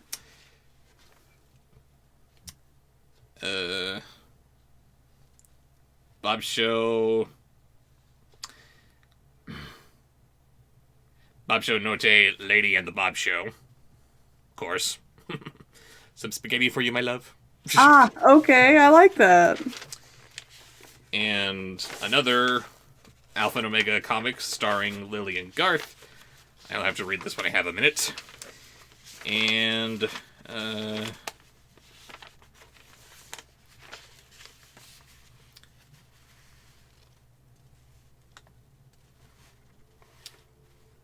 Dog Show Reviews Maleficent. You're my fairy dog mother. Thank you. You have to say it in the voice. You're my fairy dog mother. Are you happy? Yes. Ugh. I have a package here to open from a dear friend, Colin Warmbrodt. Thank you, Colin. Let's see what we got here. Colin's a big participant in the streams. He comes up with some horrible voice suggestions. Horrible voice suggestions, horrible movie donations, so, this is going to be good. He is a pretty much permanent resident of Bandcamp. Oh, yes. And what we have is a Christmas present, which is interesting because I should note that this was postmarked on January 14th, in case anyone is wondering how late this might be. As far behind as you get on opening packages, you have no room to talk. And I'm getting better, so I have all the room in the world to talk. Ha! Oh yeah, he's getting so much better. That's why he's going to have this big unboxing video. Pushing 3.5 hours. First, 2021, the year that Bob Show keeps up with his mail. Hopefully. I'm gonna try. Shut up. My fans love you too much. What am I supposed to do? Let's see what he's got here in this card for me. Hi again, Bob Show. Hope all is going well for you in these unprecedented times. As for what I got you this time, well, ...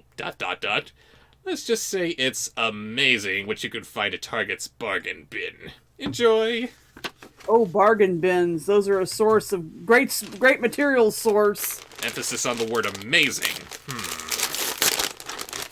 I'm curious, a little bit frightened, and it feels like I'm grabbing everything here in one handful. We have Mickey Mouse, issue number 1. Toy Story, number 1, featuring Master Woody. That's disturbing. Oh, look, more princess stuff, hooray! Oh boy. I'm losing all my comics here. I'm about to say, are you just throwing them on the floor? Or no, I am setting them on my thigh, and they are just casually falling off. Sliding off. Oops. And, seriously, honey, just let it go. oh, I hate you. Life is not some cartoon musical where you sing a little song and all your insipid dreams magically come true. So let it go. Lavisa Bogo. Thank you very much for those, Colin. I'm going to have to figure out a time slot when I can slip those in. Because we do have Indie Month coming again, don't we? Those aren't exactly indies, though, are they? They are not. I was going to say, gotta have to find a spot to include those because it can't be included in that time slot. I'm going to have to ask for more you people to send me what you have done. Professionally bound, of course. The idea is, what if you made a comic that you could actually put on the shelves? Yeah. Yes. That was so cool last year. But thank you again, Colin. I will enjoy those. And Thanks, anyone Colin. wants to send me any fan art, fan mail, movies, or comics to be reviewed, or books to send in to my Storytime with Bob Show streams, go ahead and ship to the P.O. Box in the corner here. And we'll see you guys later.